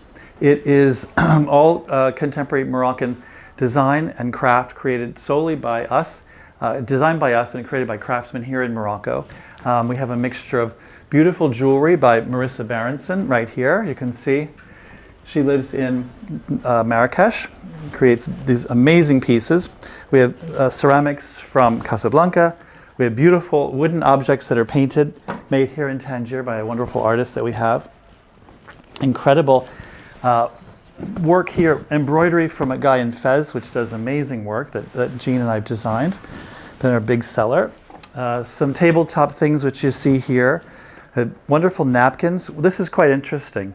It's all open work that was designed by us and made by some local ladies here who do beautiful, beautiful open work and embroidery. You can see especially here with the napkins and placemats, it's all completely open. It takes forever. Beautiful, beautiful local craftsmanship, which we enjoy working with them here. More jewelry from a new person in Casablanca, Rabat, which is quite interesting. We're very excited about. Some beautiful scarves that we've made here in Tangier, all woven by hand here in Tangier in cotton, and then brought here. A little bit more traditional pillows here, which are brodered de Fez in different colors, also made in north of Morocco and around Tangier. Over here we have some beautiful, this is Zach who works with us. Say hello. This is some beautiful metalwork we've made here in Tangier. So we've made an interesting group of like pencil cups and bud vases and bottle holders. So it's kind of interesting, all the things we've done. Back here we have another group of things. We're very proud of all the work we've done here with the local woodworkers. So we've made these beautiful mirrors and frames and brackets, and all painted by the local painter that we have here. In the back we have another room. Jean did the beautiful wall stencil. It's not wallpaper. It actually is stenciled by our painter. Again, more Marissa Berenson jewelry. And then we've created an interesting group of jackets, one of which I'm wearing here. This is the typical Moroccan ribbon design that they hand weave called sfifa. So we put it on top of a jacket here like you see. More wicker like you saw yesterday in the house. These we're especially proud of. These are embroidered pictures that Jean designed in different colors, and our people in Fez and Meknes have embroidered them. Wonderful artisans, wonderful craftsmen, and you can see more interesting things. And basically that's it. Home is a place where I can go to relax and be in my thoughts of creation. It's also a kind of laboratory. My home, especially as a designer, I like to put things together that you'd never expect. We've got seashells and antiquities. We have flowers and portraits and gardens and all these different things in different colors and different mediums. And I think the conversation between all these, it's helped me finesse my work as a designer. Everything kind of has a story, has a conversation with each other, and it's pretty interesting to see that in my home, I think, and in other homes as well that I've done, or my friends' houses here in Tangier, and it's all pretty fun. So I'm glad you were able to come to Habibi Burton in Tangier to visit our shop and see what we've created. Thank you so much for coming. We'll see you soon, and here's a little gift for you. Thank you so much. Bye-bye.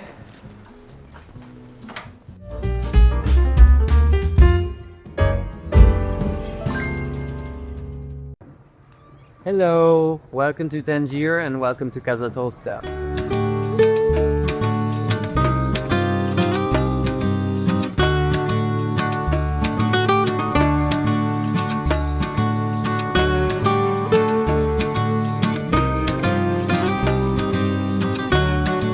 You're watching Homeworthy, where we believe every home has a story. Hello, I'm Nicolò Castellini Baldissera.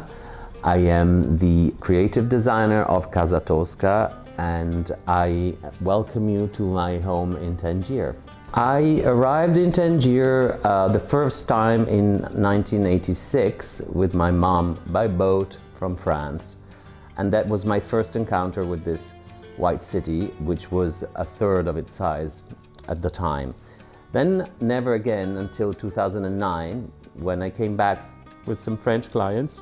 But I stayed longer and fell in love with it and bought my first place here in the heart of the Medina, and which became the beginning of this love story with this city. We now moved to a different area of the city, and which is called Marrakesh, where we are at the moment. And we've been here since about 10 years. Tangier sits at the western corner of Africa and opposite Europe, and looking onto the Strait of Gibraltar, which virtually separates the Atlantic Ocean to the Mediterranean Sea. So its position is extraordinary, and it's what makes Tangier an incredibly special place because of this crossing of two continents and two seas. And that for me was some sort of irresistible charm that I could not succumb to. And still to this day, looking out our terrace and looking, it feels like I can reach out to Europe, but I'm in Africa. And I look left and it's the Atlantic. I look right, it's the Mediterranean Sea, and it's just incredible. It's a very, very special place.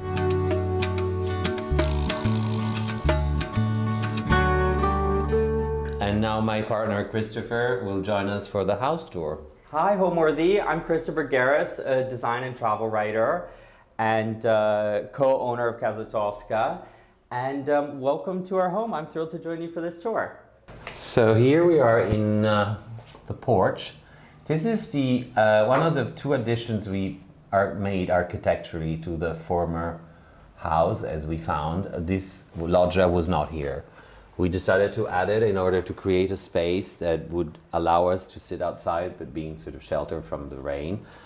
And it also broke up the facade above. Yes, it's which sort is of quite top heavy, we thought. Yeah. And the backyard being so small, we didn't think that this would actually really matter too much about taking away space from this sort of small garden. And the stripes were a sort of, we're both passionate about stripes, so we really kind of are tempted often to use them too much. And it was just an idea to give it a sort of a more sort of tented area feeling. And although we specifically wanted them to look as they do, so not to create a sort of a trompe-l'œil tent effect, because we still wanted to retain this sort of arched loggia aspect, which we kind of like.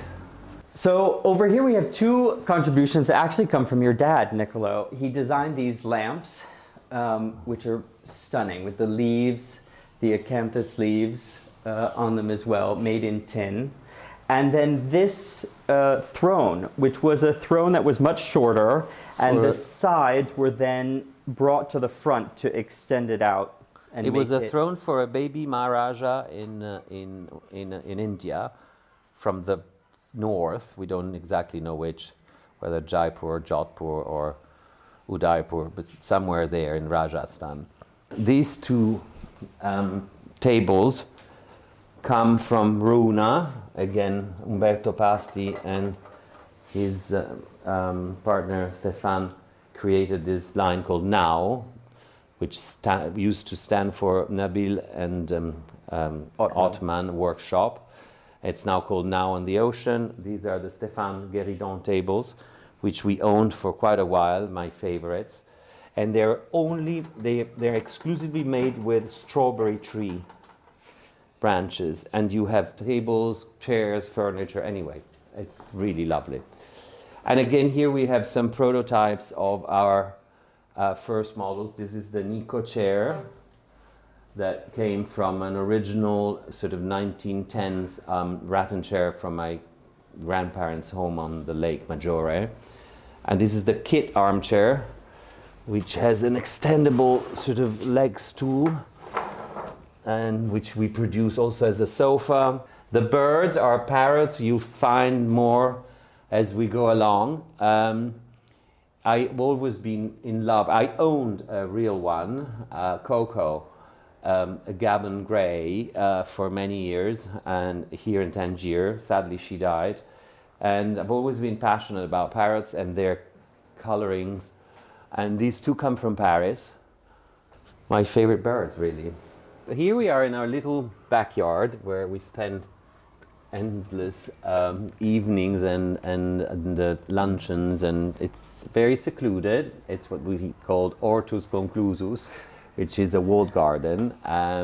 We built this fountain with my dear friend Umberto Pasti, who is also a garden designer, who helped us with the garden, which in fact was quite a task, being so small. And but he did a great job. He did a great job, and he had the idea to have a water feature in building this fountain, and we collected these old tiles over the years for the purpose of building this fountain. So this table we have, it's from the same stone as in the kitchen, the Sidi Kassem stone. Today it's covered with a tablecloth of our friend Lisa Corti. Who makes the most beautiful designs from India, printed in India, and very colorful. We have a bunch of these, thanks to her generosity, and it just adds a touch of color to this otherwise rather green garden, because we're facing north here, so basically there aren't many flowers. It's mostly plants that need shade.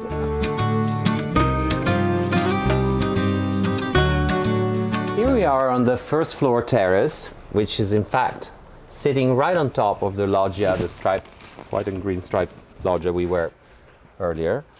And this is again another sort of outdoor space. We have them at every level, which is, you know, we're starting to slowly gaining our way up. What is most impressive about this terrace are these 3 giant pots, again made by our friend Madison Cox in near Marrakesh, MC Pots, Morocco, and they're so large and so oversized that allow you to basically grow everything into them. So we filled these ones with jasmines and plumbagos, which have covered this this pergola. This pergola that you designed. Yeah, this was my contribution, which is great. Although now it's hard to tell, but you know, it was quite an elaborate design, and it's been now covered by this lush vegetation. My favorite thing about this room up here is that we particularly use it for parties, and throughout the year we remove furniture and then put it back, and it's great. Sometimes we'll set up a little table in the corner and have lunch out here. It's a nice sort of multi-use space off the living room.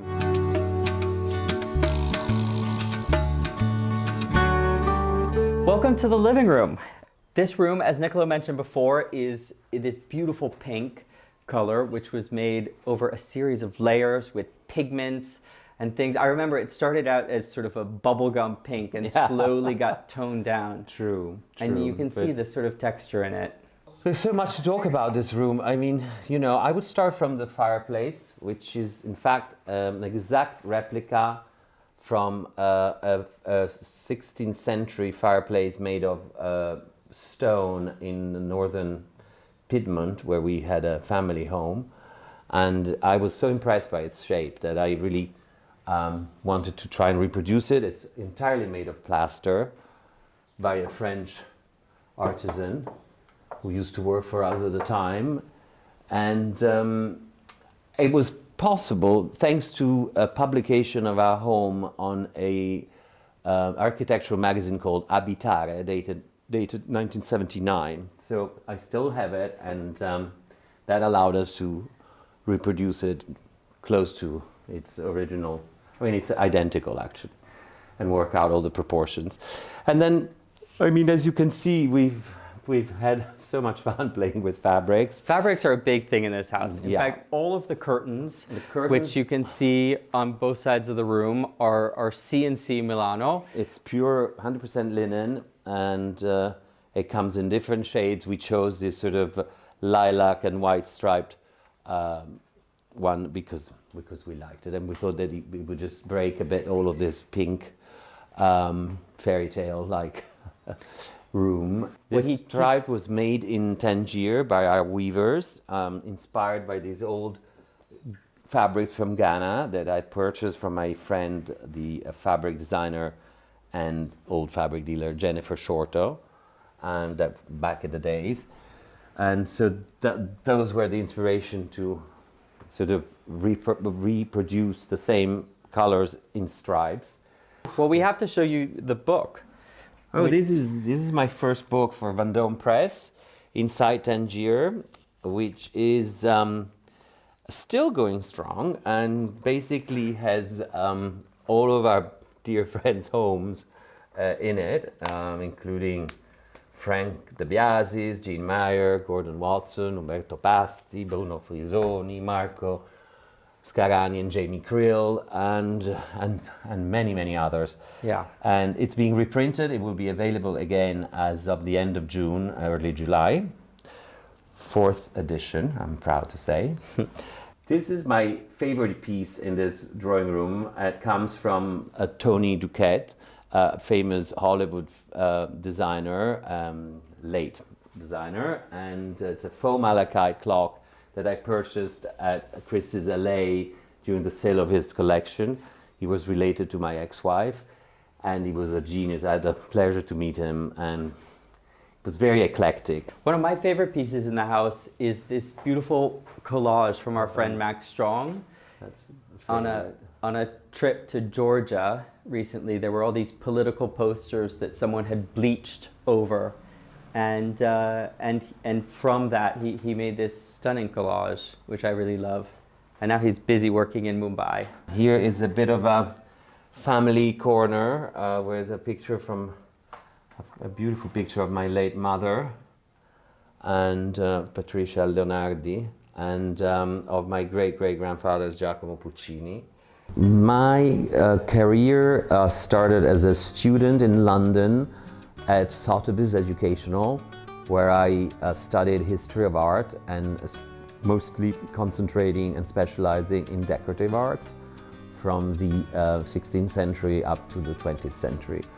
And that was my first encounter with the beauty of decorative arts. Although being Italian, I grew up in a very privileged setting, surrounded by wonderful things back in Milan.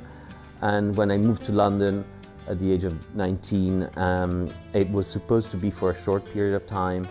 In fact, it turned out to be nearly 33 years of my life spent mostly in London as my main residence. And after these studies, I went on to the Courtwood Institute, and then I sort of dropped out as it was too technical. I needed action, I needed to work. I wasn't done. I'm not a scholar. I have no patience to read and to prepare all these essays, and I just realized my shortcomings and decided to start and work. And by chance, as soon as I made my mind up, I had the first offer to decorate a friend's house in London, which obviously I took with great enthusiasm. And at the same time, I also bought my first home there, so I had also my place to decorate, and that was the beginning of my career as an interior designer. And then I have moved over the course of the years more into specific designs. I like designing things such as furniture, wallpapers, carpets, fabrics. My family is involved with fabric production. We own a furnishing fabrics firm called C&C Milano, with showrooms in different cities across Europe and America. I'm a partner in the company, and I designed some collections for them. Casa Tosca was a name chosen because of some sort of family history, and it's very closely related to the opera Tosca. And then from there down to my beloved late Tosca, Dachshund. And Casa Tosca became also the name. It seemed like a natural choice. It became a name for our furniture line that Christopher, my partner, and I created. We have always been passionate about rattan furniture, as we kind of grew up with it. And we decided to design our own line, and there was born Casa Tosca. And here we are, still going after 5 years, and looking forward to grow even further. Can we take you upstairs to the sleeping quarters? Follow us.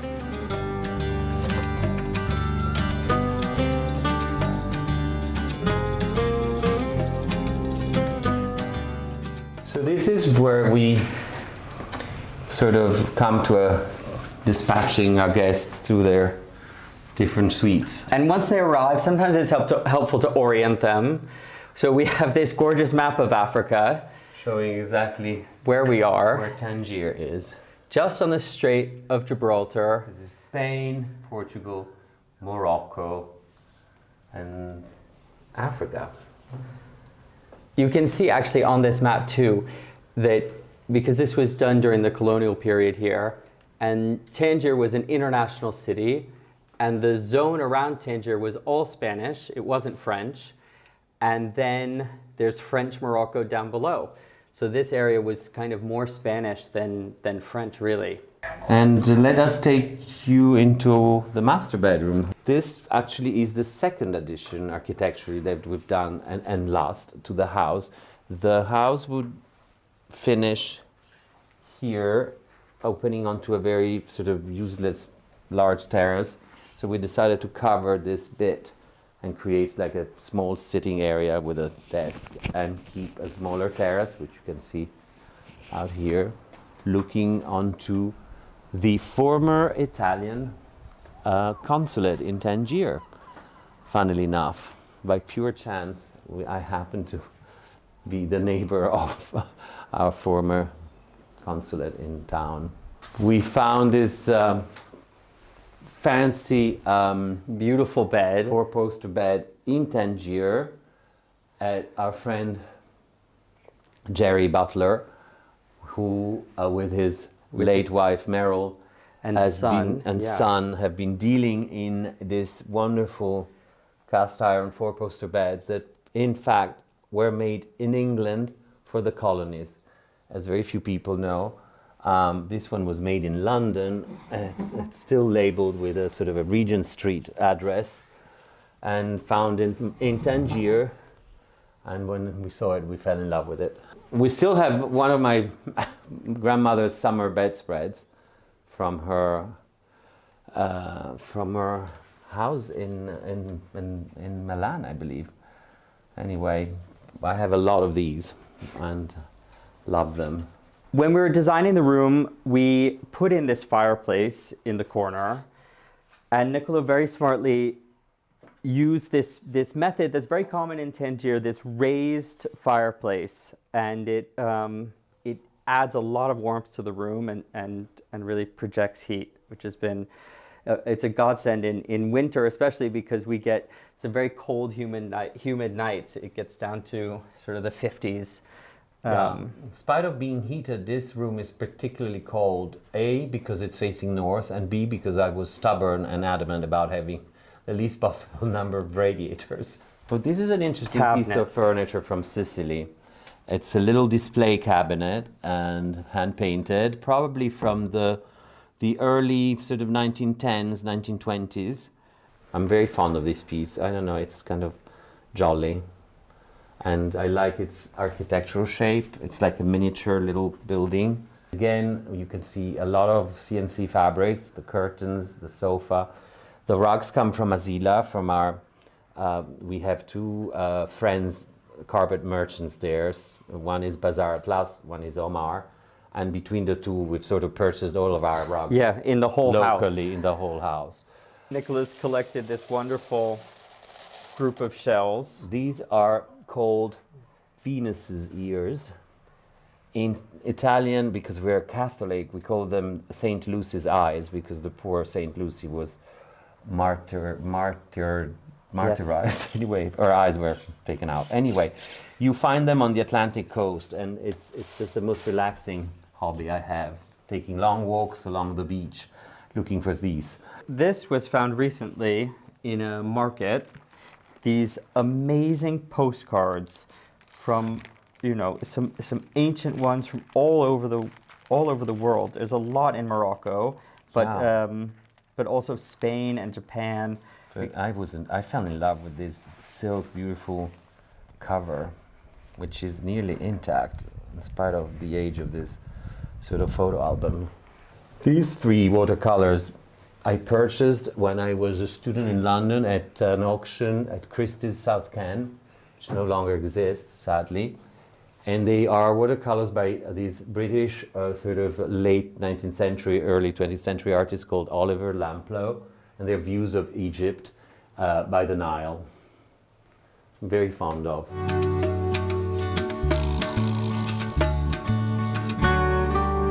And here we have one of our guest rooms. We recently changed its color. It used to be sort of more sort of orange, like a tangerine orange.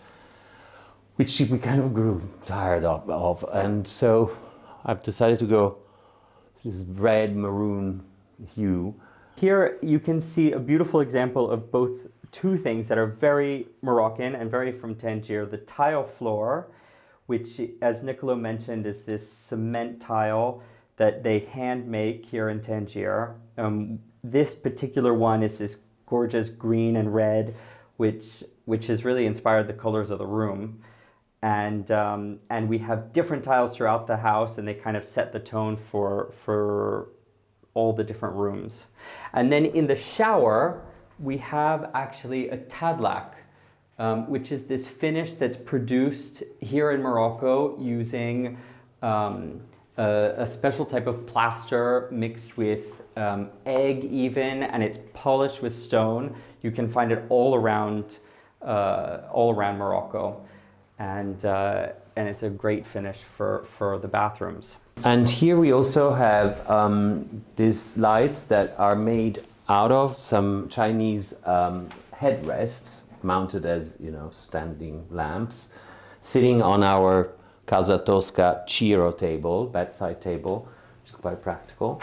And again, this bedspread was made by our little tailor in Tangier using bits and pieces and leftovers and little passementerie, velvet, linen, and so we designed this as a sort of a bed topper.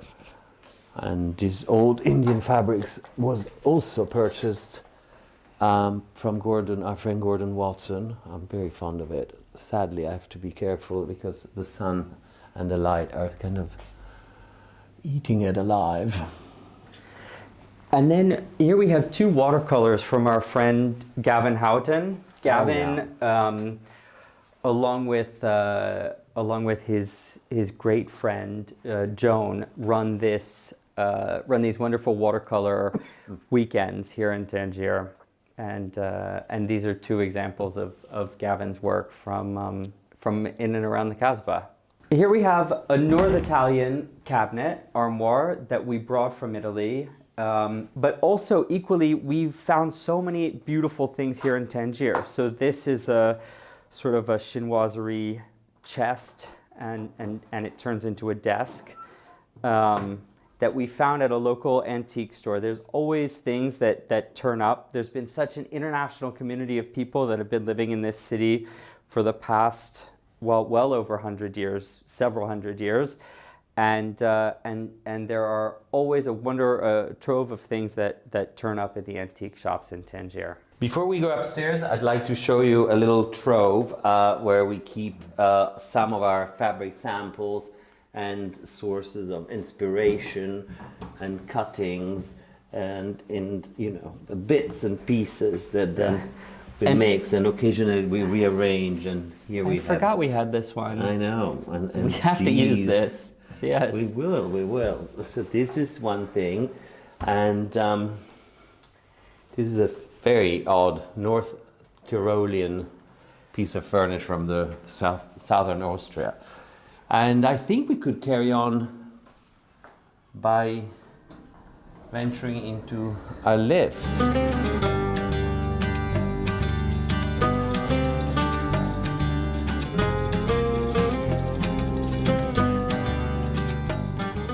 And here we are. Welcome to the third and top floor of Casa Tosca. We did a full renovation to the point that we literally left just the outside walls on four sides and emptied the whole inside of the house and rebuilt it entirely according to our new plans.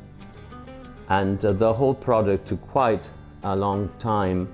Especially the engineering aspect was quite important, as we wanted to have a sort of a small pool on the roof, which is the sunniest bit of the house for the longest time during the day, and that sort of forced us to literally build these 24 pillars that were like a belt around the house.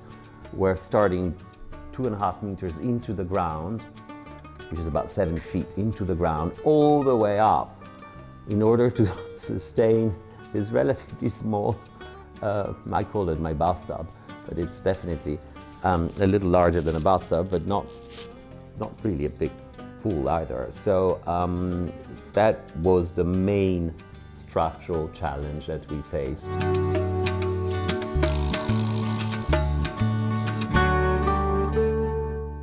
So this is the pool, which required all of the columns. How many in total, Nicolo? For the 24. 24 columns. Yeah, pillars, the pillars of Hercules to hold on our tub. Yeah, But exactly. That does make a difference, and we still think it was really worth it. This stripe fabric, another use of stripe, comes from a local salesman here who whipped these up in a few days. These underneath come from Italy, which are these great day beds that we also produce for a few clients, and haven't yet made them here, but maybe that's the next project. Let's go upstairs and you can see the full view. So from up here you can see the view onto Spain and the Spanish coast. In fact, right now there's a ferry pulling in. This weekend we went to Spain. We discovered this amazing city called Ronda, which is built on this gorge. It's absolutely beautiful. But one of the real luxuries about Tangier is that it's about a 45-hour ferry ride over into Spain, and you can go for a day, for the weekend. We're now sitting comfortably on these newly built banquettes that are also covered with this Striped fabric from the local market. yeah, sort of mattress-looking cushions covered with this local market waterproof fabric. So this is a bit, at the moment it's still hot. It's about 4 p.m. and in the evening it gets really the wonderful breeze. So we sit around here with friends and cocktails, and we had these tables, very simple tables designed with the same local stone from Sidi Kassem's quarry that we use in the kitchen and elsewhere. When I first came to Morocco as an American, I felt immediately recognized. The Moroccans were the first country to actually recognize the US as an independent nation. And in return, the US formed some of its first treaties, which are still in existence, with Morocco. And in fact, just here in Tangier, we have the only building listed on the US National Historic Register that's outside of the US. And that's the American legation, which is the US's first diplomatic mission anywhere in the world. But Nicolo as well has this connection with Italy, being right next to the Italian consulate. And there's a wonderful institution, a cultural institution that's still owned by the Italian government that's here as well. And there's a lot of, the history of this city is tied up with the fact that it was an international zone for so many years. And it really does feel like a cosmopolitan city. I decided to decorate this home with a lot of things that I had collected over the years, and also coming from homes that we no longer own. I had storages. I lost my mother when I was quite young, and she had several homes that we sold, but we kept what was inside. And so we have pieces coming from everywhere, and I really take a great pleasure at repurposing furniture and even fabrics. I mean, some of our fabrics in this house have come from, they've been repurposed from curtains in a Swiss chalet, have become like the headboard for a guest room bed, and so on and so forth. So I really enjoy personally to find a new place for everything that means so much to me, and also allows me to go around this house, and every time I walk into a room, so many memories from so many different places come back to me, and they're always wonderful memories. And I like this design aspect more towards a specific target rather than doing the whole project, but sometimes it happens, and I'm very happy to do it. I take a great pride into making one's home as if it had always been there, as if my clients had always lived there and owned what is in the house for most of their lives, and maybe, you know, making it's building sort of a history, even if there isn't any. And what is most important for me is that you don't see my imprint, so that the house looks mostly the clients. And what it really, I've always made it a point, because I was, as I said before, I was so privileged in growing into such beautiful surroundings and homes, and that I feel like, you know, it was so inborn in me that I wanted to transfer it into my clients' homes, even if they didn't have the same past or the same privilege. I'm a mere conveyor of discovering what you like and what you don't, and so that's really been my major point, trying to make someone's home look as if it's always been their home and there isn't anyone else who's come in to help. I can admit to one trademark of my whole career is my strong passion for colors. So there is no way you'll ever find a house where I had something to do with entirely white. I mean, white is kind of a, you know, I like it on exterior walls. On this Casa Tosca in Tangier is entirely white, painted, sort of whitewashed, painted outside, but inside there isn't a single room with a white wall.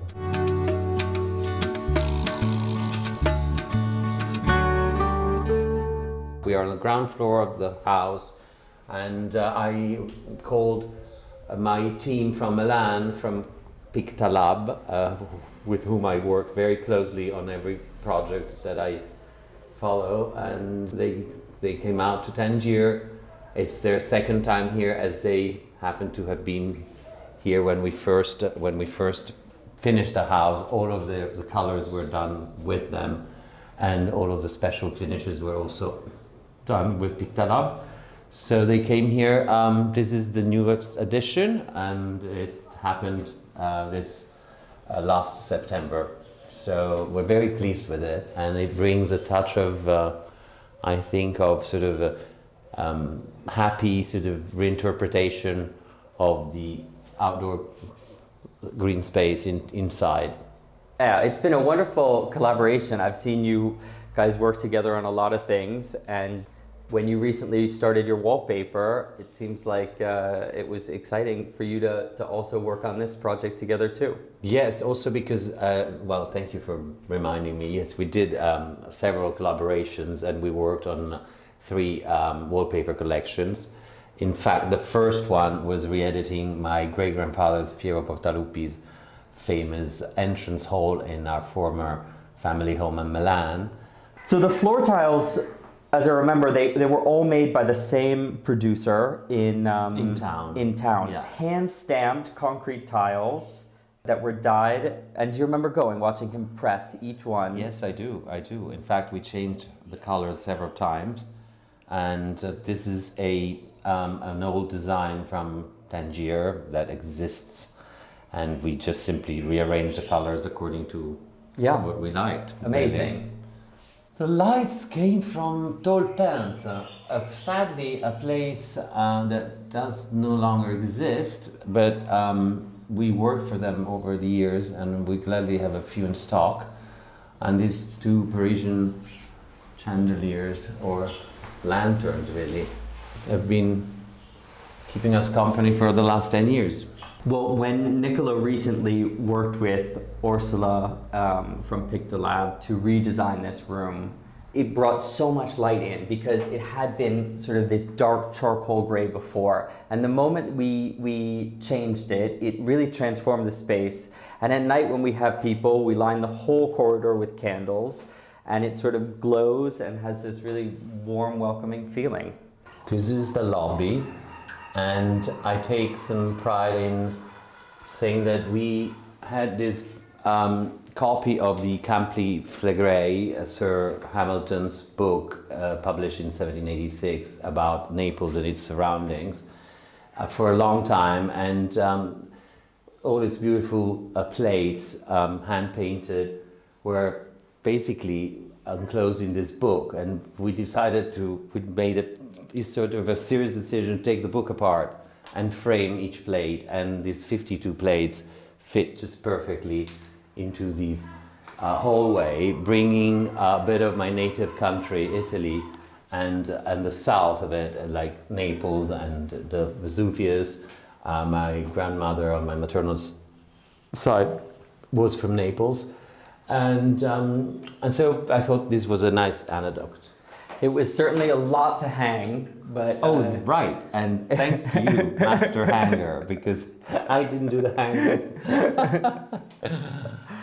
There's a cool thing in this room. We have, when Nicolo first had the room painted with Pictolab, it was this sort of plant full green scheme with all of these wonderful agaves and things, but there's some left. There's a bit left just in the corner, but it was a bit too much, and Nicolo took the drastic decision after it was done to repaint it, but we kept this lovely little tortoise. What about the fabric? One of my favorite pieces of furniture. In fact, it's actually one also of the oldest pieces from Piedmont 1750s, in spite of this very modern design. This banquette used to be sitting in the hallway of the Palazzo in Torino, and it's a present from my dad. And currently upholstered in C&C fabric that Nicolo designed. Yeah, from my collection Grand Tour, my latest collection from C&C. This is the Mikado silk, which is in fact a fully recycled fabric called Trevera, and that reproduces the effect of silk. And I'm very fond of this banquette. I like the design of the back, which is incredibly modern if you think this was sort of conceived in the 1760s, 80s.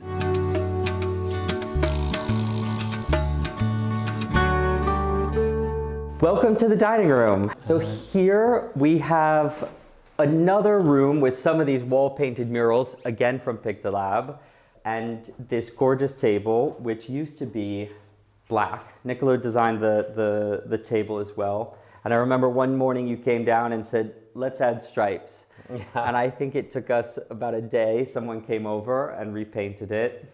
The beauty of Morocco and its craftsmen. We've got this fireplace that was inspired by a home that I previously owned in the northern Italian countryside, not far from Turin. And it's all made of plaster.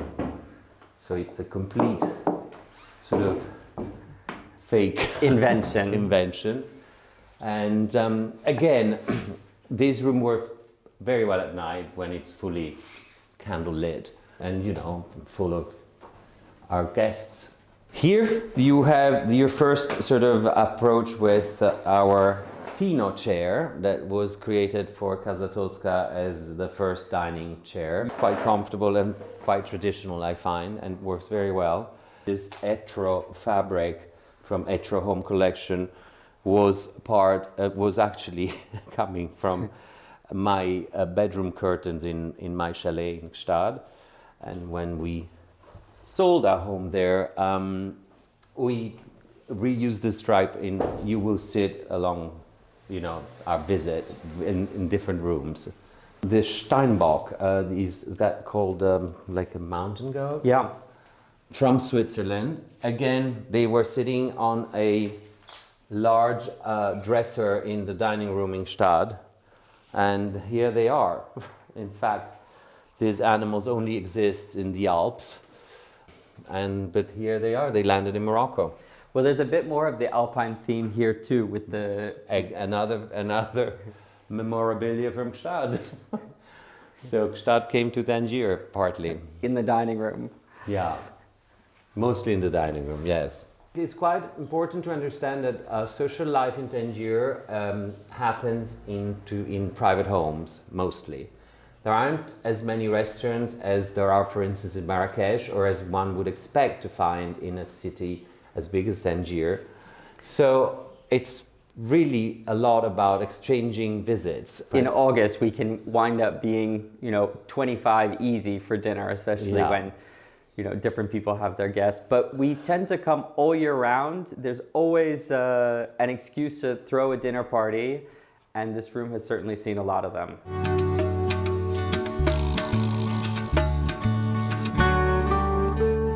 So we're actually going through the butler's pantry, and this is where we kind of arrange our flowers and keep all sort of glasses and things, and then we come into the heart of operations, To the kitchen. There is a wide array of objects in this kitchen. There are sort of taxidermy game from my great-great-grandfather, who's not very popular these days, but anyway, it used to be quite popular back in the 1910s and 20s. We've got all sorts of like tiles from Portugal, these architectural models from Switzerland. These were actually the thesis project for carpenters. This one and maybe that one over there also were actually architectural models of young students that would take it, as a kid said, as their own. Yeah, once they completed their studies in carpentry, they would bring these models around to their future prospective jobs and say, "This is what I can make. Let me work on your house." It's always really enjoyable because we spend so much time working with craftsmen. It's very fun to see something so beautiful. This fabric is actually from C&C Milano, our fabric company.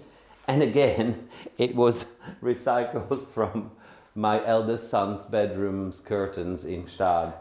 And he had a very large window, so we had a lot of this fabric, which we decided to use for the kitchen curtains, which hide, all the instruments for cooking. It's an easy, simple, sort of country-like way to keep things airy, and as we are by the sea, so it's kind of humid, so everything needs very to be humid, yes, open. You can't really have it airtight. We chose this yellow hue, which is a sort of mustardy yellow, really, and brings also some light because this room is quite dark.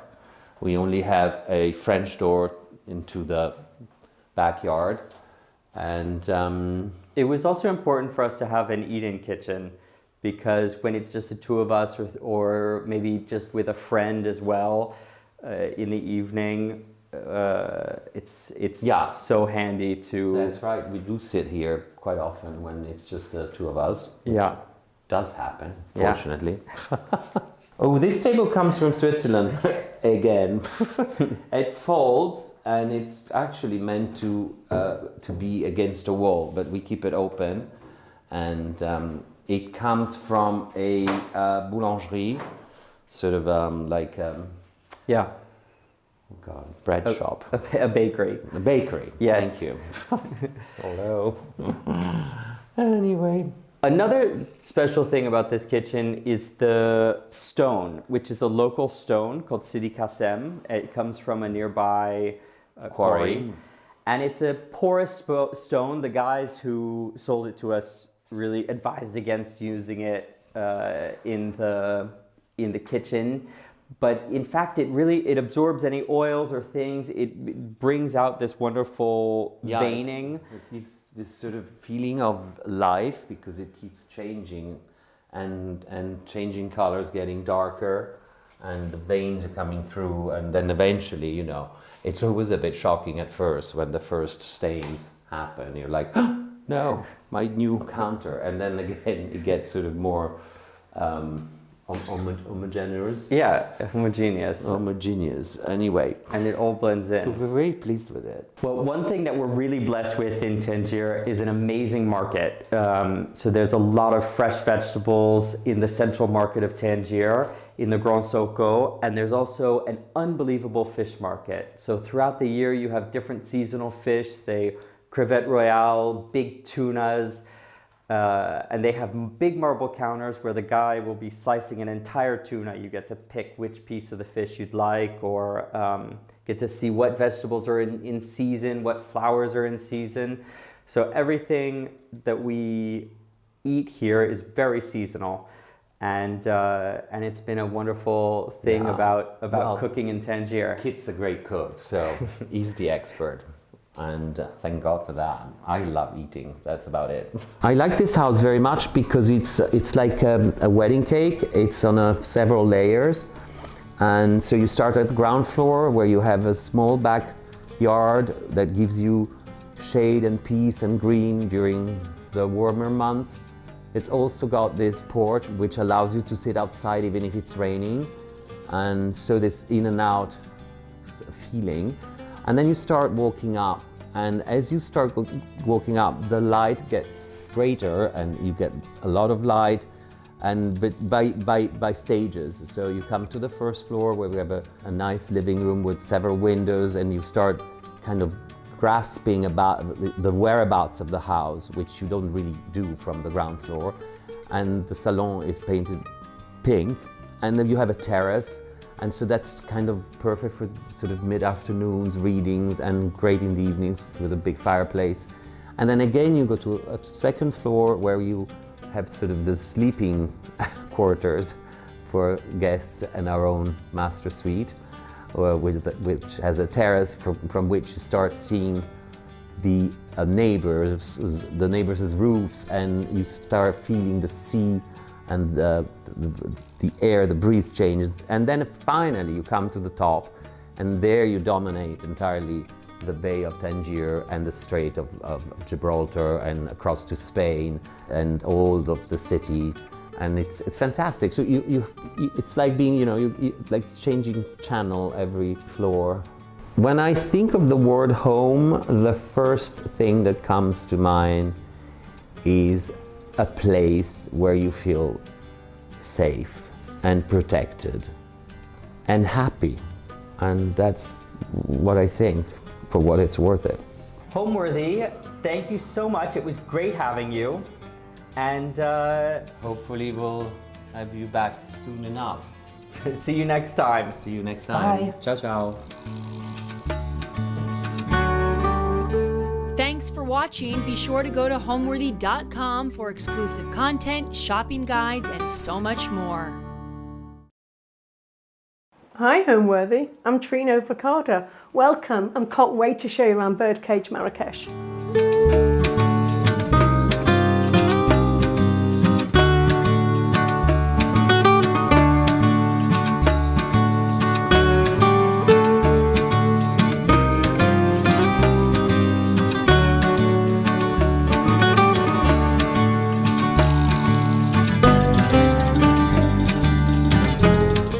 You're watching Homeworthy, where we believe every home has a story.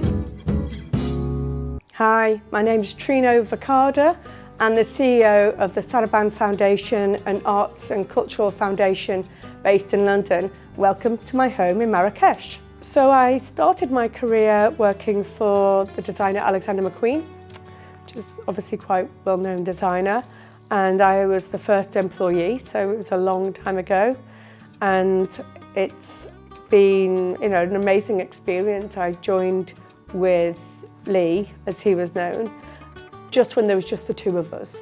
And it was a very, very small brand, and it was an incredible experience to be part of such an amazing creative journey with somebody that was really an artist in his own right, but, celebrated artisans, making things by hand, things being beautiful and thoughtful all the way.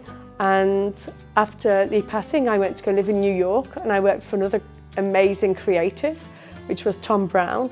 And I've been extremely lucky to work with some of the most amazing creative fashion designers of our time, and be friends with so many of them as well. And then from there, I came back to London to look after the Saraban Foundation, which was established by Lee and uses his estate to support our next generation of creatives. and that's not just in fashion, but we look after artists, fashion designers, jewelers, to make sure that there's a really strong pipeline of creativity coming through our next generation, and that there's a support system that will allow us to enjoy creative minds for many decades to go. Marrakesh is such a beautiful place. I've been coming to stay with friends who have homes here, and one New Year's Eve I just felt I felt the calling, and I felt I needed to come and find my own little jewel in the city. I looked at a couple of little places, but in my head I had a really clear idea of the kind of architecture I was looking for and what that home would mean to me. And there are many big houses and many different styles in Marrakesh, especially in the Medina, which is the old part of the city. But I was really drawn towards something which had these beautiful arches, and I wanted those wafty curtains that we always see.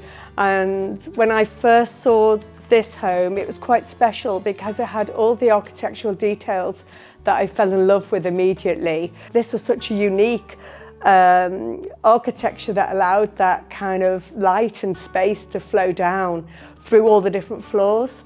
And I was just totally drawn towards the house. It hadn't been touched probably since the 80s and 90s, so it was a large renovation. I first bought it and I thought, no, I won't do too much, and I think we always say that.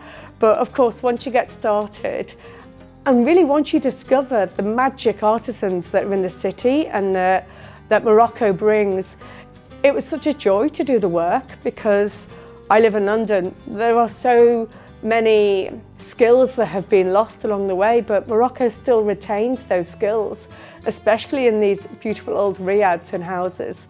So it became, I suppose, a labour of love. It was just an amazing opportunity to work with artisans that are still making handmade details that can be celebrated and you can live with.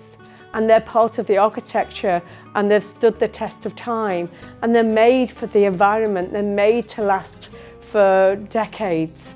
So yeah, although I didn't think I needed to do everything in the house, the opportunity to do every room, every wall, every floor, every detail was just too much. So I ended up doing the full renovation.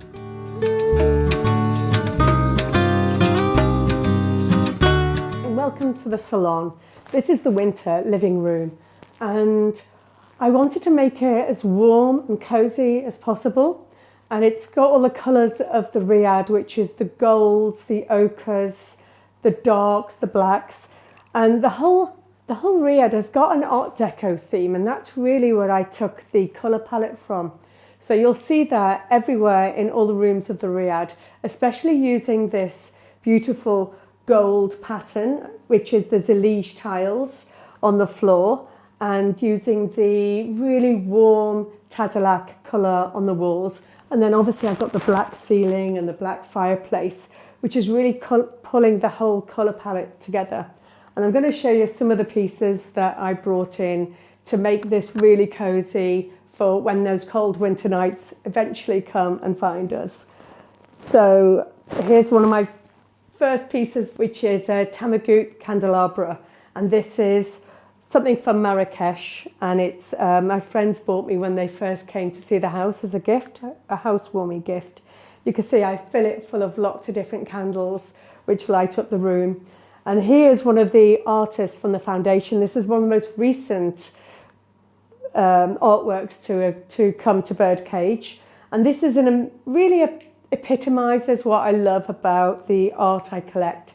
Jo Grogan, who's the artist, she is both a sculptor and a hand carver, and this piece represents a Dutch artist who has been forgotten because she was a female artist, and her name is Rachel Royce, and Jo has taken some of her old paintings of tulips because she's from the Dutch golden era of paintings, and has hand carved this beautiful tulip, and it's in the colours that I love to celebrate in birdcage, which is this beautiful pale, beautiful natural colour with rich gold, which is a 24 karat gold finish, which she has created.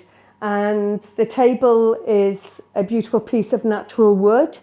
As much as possible, I try to bring wood and warm materials into the riad because of the architecture.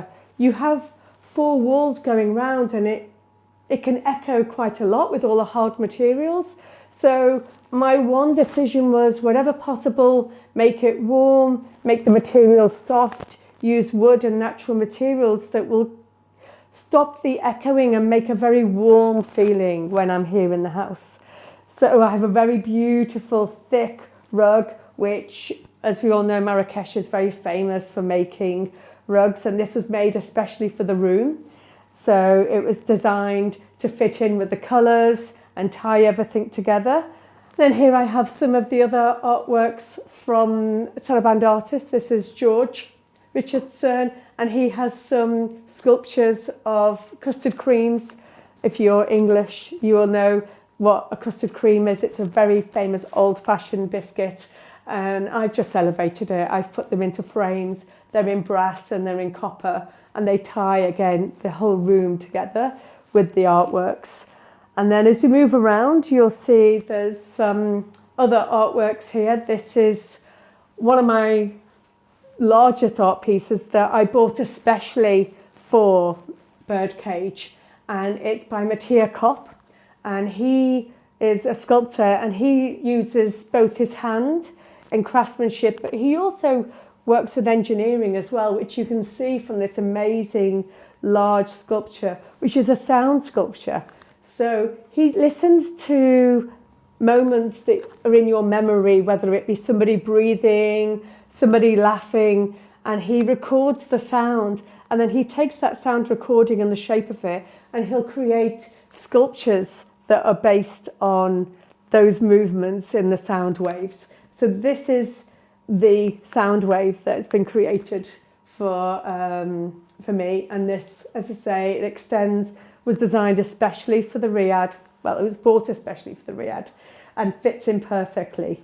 And then I have an old bar. I bought a lot of antiques for the house because I love old things. It's kind of like things were made so beautifully in the past, and it's a great joy to go to antiques markets both here in Marrakesh and bring things over from home as well that I'd collected over time.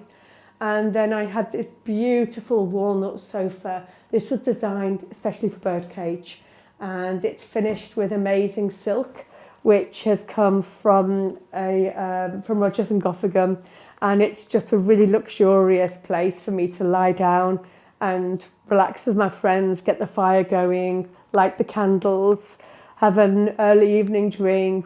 We play backgammon, and we just spend really good time both here in the riad, upstairs, downstairs. But this is my cozy room. This is the space where it's all wrapped around and made to feel warm, cozy, relaxing, and for those, short winter nights that we have.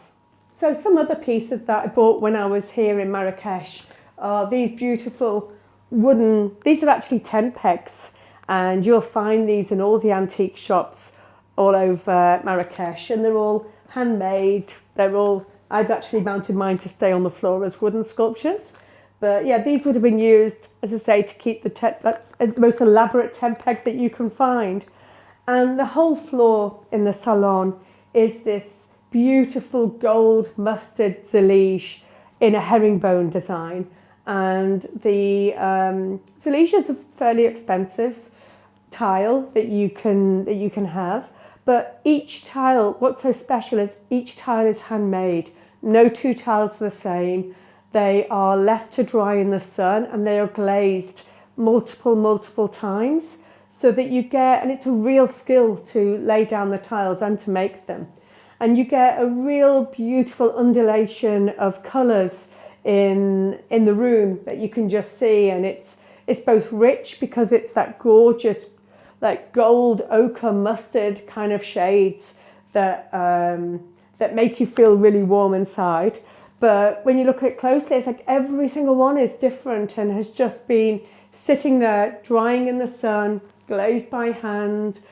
The edges are all slightly wobbly, so they don't sit together really neat. And that's something that I love about both the work of the artisan and about celebrating some of the craftsmanship of the past. And again, I go back to this idea of what perfect really is. Perfect isn't the same. I think that's something I was able to celebrate when I did up the Riyadh, is celebrating that when you take from nature, when you take a piece of wood, when you take an artist who's created a sculpture by hand, they are never going to be the same. It's impossible.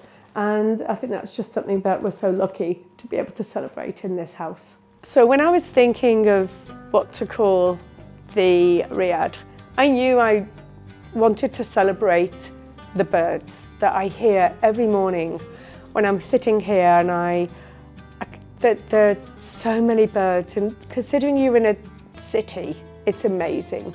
So I wanted to celebrate the sound of the birds and the bird song, but I suppose I just also wanted a visual representation of it. This is almost like my gilded cage, you know, so in a way, birdcage is my cage. Obviously there's no birds in cages here. We hope they're all flying free. And so a really good friend of mine, Giles Deacon, who's an amazing designer, fashion designer, but also an incredible illustrator and artist, I asked him to do the illustration for me of a bird cage for the signage.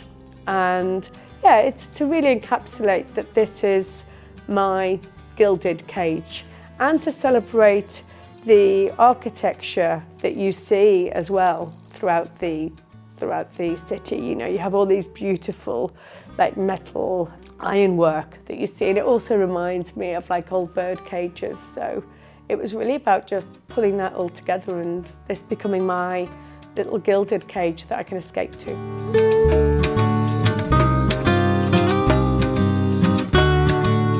And as I leave the salon, this is where the courtyard is, which is what all the Riyadhs are really famous for. And it was important for me to add a lot of greenery and plants because I really wanted to feel like I was in a garden and I was surrounded by nature, even though I might be in a city. So you could see very large bamboo and plants all within this little courtyard. And obviously I have the running water, which is something which is traditional in all Moroccan gardens. And this is my little cocktail pool where I can dangle my feet, my friends, we could sit round and have a little chat. And I've finished here. You can see this is one of the detailing that I really focused on in the Riyadh. And this is this beautiful Zalige detail, which I designed. And the man who did this for me, he sat and he literally hammered each of these little shapes out by hand. These are not made in these shapes. He had to create each little part of it just to get this beautiful detailing, which really pulls the whole house together. And it's a combination of beige mat, which is the natural tile that you will see all over Morocco, and it's beautiful because it ages really well, and it's a clay tile that's dried out in the sun, and again it will last hopefully for many hundreds of years to come, which is what you really want in this very hot country. And the beautiful Zalige, which is where they've layered on all the lacquer layers to get the rich colours that you see in the house. And then here I have a few little nice quiet seating areas. The seating here was the first thing I bought. It was before I'd even done up the house. I had friends coming to stay and we had nothing to sit on. So I went to the flea market, because there's a flea market here in Marrakesh, and I was on a panic shop and I'm like, I need chairs, I need something that we can all sit on. So I bought this wicker set, which has got a little sofa, table and 2 chairs. It was €30, and I asked my builder to paint it black for me so it would all tie in. And it gets very well used. It's sitting in the blurring sun. It's probably going to get another another lick of paint very soon because it's been a year and a half now since it was first painted. But it's old and it's soft, and that's kind of what I wanted to enjoy. And then I'm going to take you through to the boo, which is the little seating area here. And it's a quiet little area. It's the coolest spot in the whole house. And it's where you can just enjoy quiet time. You can read a book, you can have your mint tea. I like my candles. I've got these beautiful gold candlesticks that are schiaparelli, and they all tie in beautifully. They were a gift from Daniel Rosebery. The house has got Art Deco, that decadence time, in the way that I've done out the decor of the house. Here I have, which is original to the house, which is the gyps, which is where the whole ceiling and the walls have been hand carved to get this beautiful decorative detailing. You'll find this all over Marrakesh. I've got this gorgeous, it's where I've pulled all the colours together on my seating area, which is like a nice big thick linen seating, which is again, it keeps me nice and cool. When the weather gets really hot, I can sit and have my mint tea, read a book, and just watch the running water, make a little bit of a break for myself. I have a very eclectic style in my personal taste.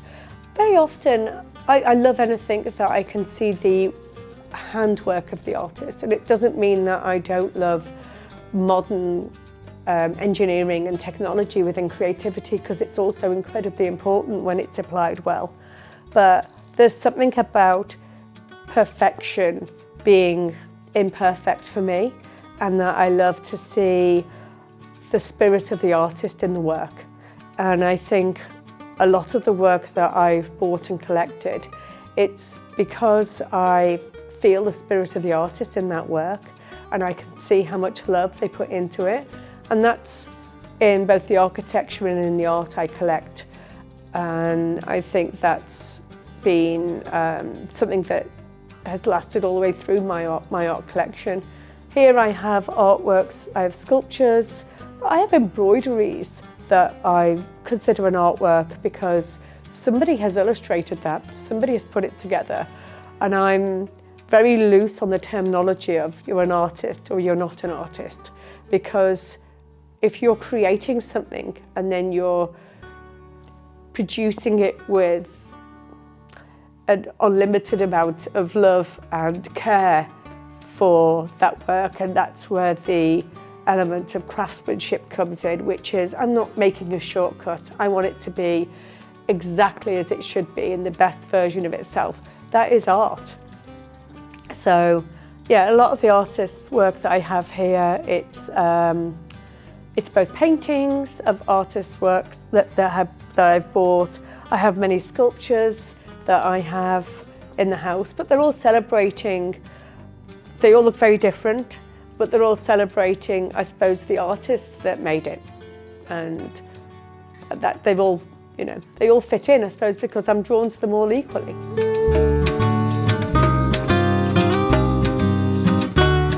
Here we are on the first floor landing, and it's another seated area that you find in all the riads that are on each floor. And this leads into my bedroom. This is where I had the beautiful doors that I bought, and the framework all made so that not only do I see it every time I go into our room, but everybody sees it because it's literally on the first floor landing. This is, I suppose it's a celebration of the artisans that you find in Marrakesh. It's hand carved with camel bone, and it's actually a Syrian technique. And like all crafts travel around the world, and people, they have a craft, and then as they travel, they pass it on to another civilization, to another area, and that other country uses that craftsmanship to create their own motifs and their own designs. So I fell in love with this immediately. I love the decorative detailing of all the foliage and the flowers, and I'm a big fan of the decorative arts. So I'll mix my art deco and my decorative arts all in together.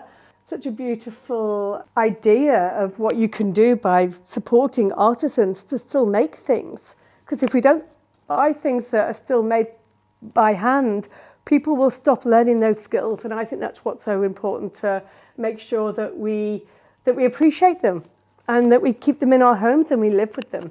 So yeah, this was my special purchase. I fell in love with it. I had to make it happen. My builder cursed me forever because we had to change the door and everything. But as you could see, it makes this entrance and it makes the room. And then we come into what is my bedroom, and the palette, which has got this beautiful Tadillac plaster pink, which is, it's soft, it's kind of feminine, I suppose, in a way, but it mixes in beautifully as the whole beige matte floor kind of feeds through to it. And, you know, the whole house is actually finished with this Tadillac finish, which is where they mix the pigments, like a painter does, into the plaster that they create, and it's a natural lime plaster. So you'll see this in bathrooms because it's good for hot weather, it's good for water, it's good for you, it's got really good properties in the materiality. And when they make these colours, it's just like the floors. Every single time they mix a batch of it, it's going to be a slightly different colour. So it's not a flat colour in any way. Every single shade of this plaster pink, you can see as it's been applied, because it's different pigments mixed by hand. It's never going to be recreated the same way. Here I have a beautiful alabaster vase, which I treated myself to, and the wicker, which you see everywhere in Marrakesh, and it allows me to hide all my goodies, my clothes, my shoes, the things I leave behind. So it means when I come here, I can live this weather and have everything I need. And as you come through to my bedroom, I have a leather floor. The floor was it's hand stitched and was made for this room. And again, it was an incredible artisan who came in. I think traditionally this would have been camel leather, but I'm pretty sure that I have cow. And he put all the panels in, and you could see the hand stitching. He sat in this room and hand stitched it all together, which is just amazing. And I really wanted a leather floor for this room because of the shape of it. I didn't think I could get a rug, but I wanted to walk on something that was soft.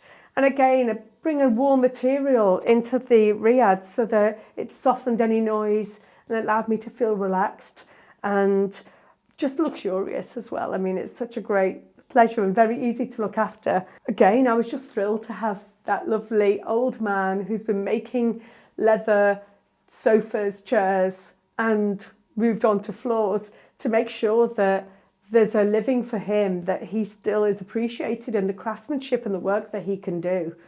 And then obviously there's a bench that I had made. I had this beautiful bed made, which makes me feel like a little princess, I have to be honest. And here we get to one of the paintings, Stephen Doherty, which is one of the artists from Saraband, and I bought it through House of Bandits. And I bought it in London, but I had to get in a lorry and come over to Marrakesh because I felt that this beautiful flower lived here. It picks up all the colours. It's a hand painted with inks, and I have a couple of Stephen's works. They're really beautiful, and it picks up this dark brown that you see within the leather floor. This beautiful faded pinks that I'm picking up on the walls as well. And then I have this amazing silk fabric here. I've had this for probably 20 years, maybe 15 to 20 years. And it was an artwork that was created at Alexander McQueen, where I started my career, and it was never used. And it's called a strike-off. So the team would have drawn this, and we would have looked at it, and then we would have gone, no, it doesn't work. And I just remember at the time thinking, well, I'm going to have that if nobody else wants it. And it's been sitting in London in a carrier bag, waiting for its moment to really live. So as soon as Birdcage became a reality, I brought the fabric over here. I had it framed in Marrakesh, where there's some amazing framers, and I picked up this beautiful gold kind of colour, this burnt kind of gold colour, which I use in all the framings here, and it just picks up this gorgeous. These are the birds that are in Birdcage. Again, they're not real, they're not kept in cages, but it just ties it all together. as I walk through here, I can show you, I've got this very traditional, like a little balcony that overlooks that you can see out of, and it's all made of wood, which is gorgeous. And this was a cover that I bought in India, again, a long time ago. Never had a home for it in London, and I was thrilled because it brings in all the birds and all the colours, and it fits in beautifully with this beautiful pink kind of colour that this room all ties together. And then this was one of my fun purchases from the flea market. And if anybody ever comes to Marrakesh, you can buy these. There's some incredible stores in the Medina, very close to where I am in Mousine, who have this gorgeous inlaid mother of pearl, bone and wood detailing. And the workmanship is incredible. You know, just to think that somebody is sitting there cutting all these pieces out and laying them all in. But I bought this in the flea market, which was a great find, and I was really thrilled to find it. Fits in perfectly, and it's something I've always wanted, but doesn't work in my London home. And the light fitting I also got in the flea market. You know, there's some incredible, really large houses in Marrakesh, in the Palmery, which are big, grand, beautiful houses owned by some very, very wealthy people. And I love the fact that if you have a little bit of an eye and you go wandering, you'll find where they've changed their decor over, and I'm repurposed it back for birdcage. It's found its home, the same as the light as well, which is it's obviously not Art Deco, but it fits in with my colourways along the way. And then we'll go through to my bathroom. And here it is in black Tadillac, tying it together, and this beautiful marble, which I went to the marble suppliers, where outside of Marrakesh, and it's where you can pick the marble that you really want yourself. And then I also found this. There's an area called Sidi Gahem it's about 20 minutes outside. It's where all the interior designers in Marrakesh have their showrooms. And I found this beautiful antique light fitting, which brought together again that idea of this is an Art Deco kind of home that has works and antiques that have been collected over time. And that's what I'm trying to create. Nothing that looks too new, because why have a beautiful old house in a World Heritage Site if everything looks brand new? So it was finding a couple of beautiful antiques, a couple of the local, like very easy to find details that you literally see everywhere in the souks, easy to pick up, and then mixing it with the baskets, with the locally found items, which, you know, if we don't buy things locally, I'm a great believer, if you don't buy things from where you live, nobody else is going to come and find them. And then just playing with, this was also from one of the artisans in the, just about 20 minutes outside of Marrakesh, which is where I bought a lot of the big light fittings from.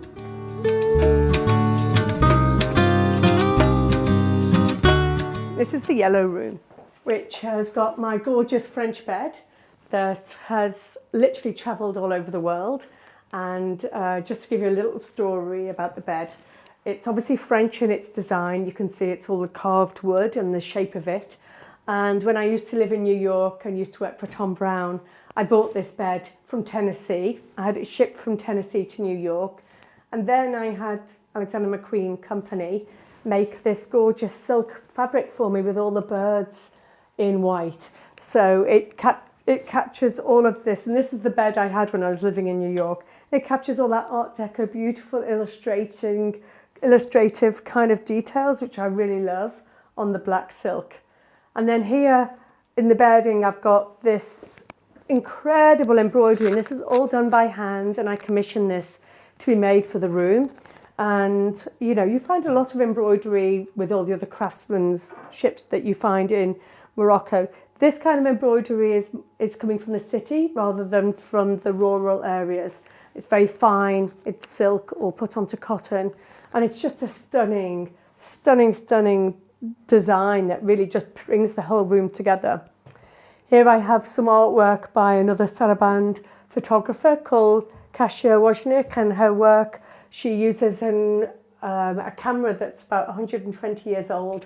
It's called wet plate collodion. So the camera actually only takes images onto either a metal or a glass plate, and it uses real silver to actually create the images. This is a print, obviously, that's been created from there. And you can see that on the edges, that's where the silver of the actual print is all kind of from the way that the technique of the camera works. You know, so it's an extremely difficult technique to use. And then these are some of the lanterns that I found when my friend Jan took me outside to where all the artisans are. It's crazy to think there's a man just sitting here making each pane of glass, each tiny little detail, so that you get these, fairly simple looking lanterns, but with so much work. This room didn't have a bathroom when I bought it, so I probably had to do the most amount of work here, and I've built a little ensuite, which is all using the black, yellow, gold, which is really tying the whole riad together with this gorgeous hand-carved doors, which I used everywhere. And there's obviously a much simpler way, but again, when you make a decision that you want to support craftsmanship, I made the decision that I'll just do it in every opportunity I can. So when my builder said, okay, we need doors, I'm like, I want that lovely hand-carved finish, which is what they create in all the special areas. And I've done it even in the kitchen and even in areas that you would not normally do, because it's a small riad, but I wanted every detail just to be able to look at it and just to be able to really enjoy the work that had gone into it. So we have a gorgeous bone mirror here, which I also bought, which is a camel bone inlaid mirror that you'll be able to see. And as we leave, back to the walkway with this beautiful detailing on the floor, which took the artisans so long to do, but it's probably the strongest feature that's going to be permanently here now. Birdcage is such a special place for me. I love being, I have to say, I love being in my bedroom. It's such a little oasis. Here it's a real escape. You know, you close the door behind you, and even the Medina, it's bustling and it's fun and the souks are there, but the space here is really, really relaxing. I've made it into a real little jewellery box that is relaxing. It's full of beautiful things to look at. I find myself really relaxed here and absorbing, I think, a lot of the little details that have been gathered along the way. You know, and I've got beautiful candlelight in the living room, which when my friends are staying, we sit downstairs. When it's cold, we light the fire, and it's cozy. And there's never one time that is my favourite time, because each different part of the day has got a special moment, I suppose. I'm going to take you up to the top floor now, to the terrace, and talk a little bit about the details as we go up the stairs. Through the whole staircase is this wrought iron decor sculpture, I suppose, for any other word I can't find. And this was already in the house when I bought it. The house hadn't been touched since the 80s and 90s. And to be honest, I saw this and I hated it, because the whole house felt very over-designed. It was all different colours. Yet when I took back and I removed all the other details and I took the palette back to a much tighter colour, I just really fell in love with it again. And because it's in this beautiful black and it's organic and the shapes are not set, they're not very angular, you know, there's a whole shape and a movement to it. And I felt it really fitted in with the staircase. And the staircase is in the beige mat, and I've added little black noses along the way so that sometimes in the dark I know where the steps are, especially if you've not been here before. It just means it lights up the floor for you.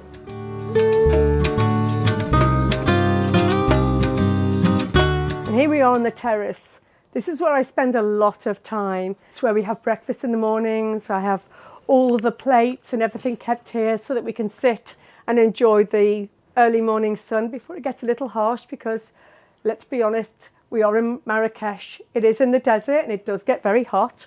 And then here's the large, literally relaxing area. And when we talk about where we relax the most, it's normally up here. I get this gorgeous light kind of coming through and leaving little patterns on the seating area. This wonky old table, which I bought in the flea market.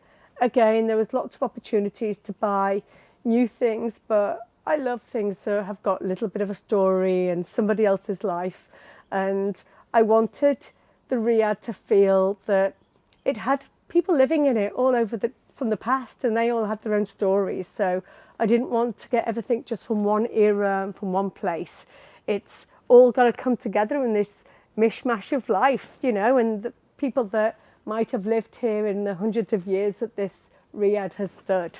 So this is the lovely chilled area. I have a fire for the winter, because actually sometimes sitting outside and leaving the fire going, like playing backgammon, it's a perfect way to spend an evening. Being upstairs and in the sun, I've managed to grow some citrus trees, which early in the year were in, you know, they're just starting. I can see that I've got a couple of citrus here. When the orange blossom was out, it was amazing. It just smelt amazing. So I'm in that in between now. I've no more orange blossom, just the promise of some oranges along the way. I can just see them all here. And then we have a cassia tree. I'd never heard of this before. It smells like jasmine, which is just so beautiful. And then the seating area here, which is where you get the afternoon sun, and it's next to this gorgeous wall that belongs to my neighbour. It's so gorgeous, but it is crumbling, and I'm torn because I love the pattern of it. I love the work that's been done with all the zigzags, but I know that it's not very stable and I probably need to cover it, but I'm hanging on. It's strong enough to stand. I'm just putting off the moment when I have to cover up all the gorgeous workmanship, because it will never be done the same again. So I'm enjoying it a little bit longer before I have to coat it with a layer of Tadalac that will stop the little bits in between the tiles of breaking away. Here I have a peach tree. I haven't seen a peach yet. So we're going to give it another 2 years. And if peaches don't appear, she's going to go back to the nursery she came from, and we're going to swap her for a lemon tree. So I'm hoping she's heard that, because that's her, she's in trouble. Here we have an upstairs bedroom, which is a really nice escape for people. And then here we have another gorgeous orange tree with the promise of oranges, which makes me happy because I haven't been here for 6 weeks. And when I came 6 weeks ago, there was no oranges on the tree, and I was starting to get a bit worried because, again, the pleasure about having a home in Marrakesh is that I can grow things that I can't grow in London. And I'm certainly not growing very many oranges in London, sad to say. Here's the breakfast area. This is where we can enjoy breakfast in the early morning sun before it gets too harsh. And again, it's got a Zalige table. You can see all the colours. They're all handmade tiles. Every tile is a different colour. Again, the edges are not hard. They're all soft where they slightly chip away, but that's exactly what we want to celebrate in this material. And this is, I've made it feel like a little living room. It's a little camp, but it's just a fun place in the morning when everybody who's staying here, all the friends, they all come and sit round together. And I've got this lovely plant here. I've got a bougainvillea, which has normally full of flowers. It's going off its season right now, but it's just a beautiful kind of little spot here that gets, as I said, the morning sun before it gets too harsh. So it's a great way to spend the day in the morning. I mean, being at home is really being a place that you can enjoy both being with yourself and sharing with others. I think that's what home really is. This is a place where I'm equally happy just being by myself, spending time, relaxing, doing chores, making lunch, doing things that I would normally just do, but it's because it's a home, I want people to enjoy it with me. So it's that duality where you're feathering a nest. Again, I go back to that birdcage kind of relationship, which is it's a home that I want filled with things that I love and that remind me of the people around me and that definitely does. There's a lot of people who have contributed to this house that I've loved for a long time, artists that I've worked with for a long time. There are some amazing friends of mine called Rogers and Goffingham that make the most exquisite materials from all over the world, beautiful linens, beautiful cottons, beautiful wools and velvets. And they work with some of the greatest artisans in Europe and the oldest mills, and they've allowed me to use some of their fabrics in this house. So whenever I see the linens and the woven materials, it reminds me of them. There's some artworks that I've bought along the way and that friends have bought me, and that's lovely to look at because it reminds me of them as well.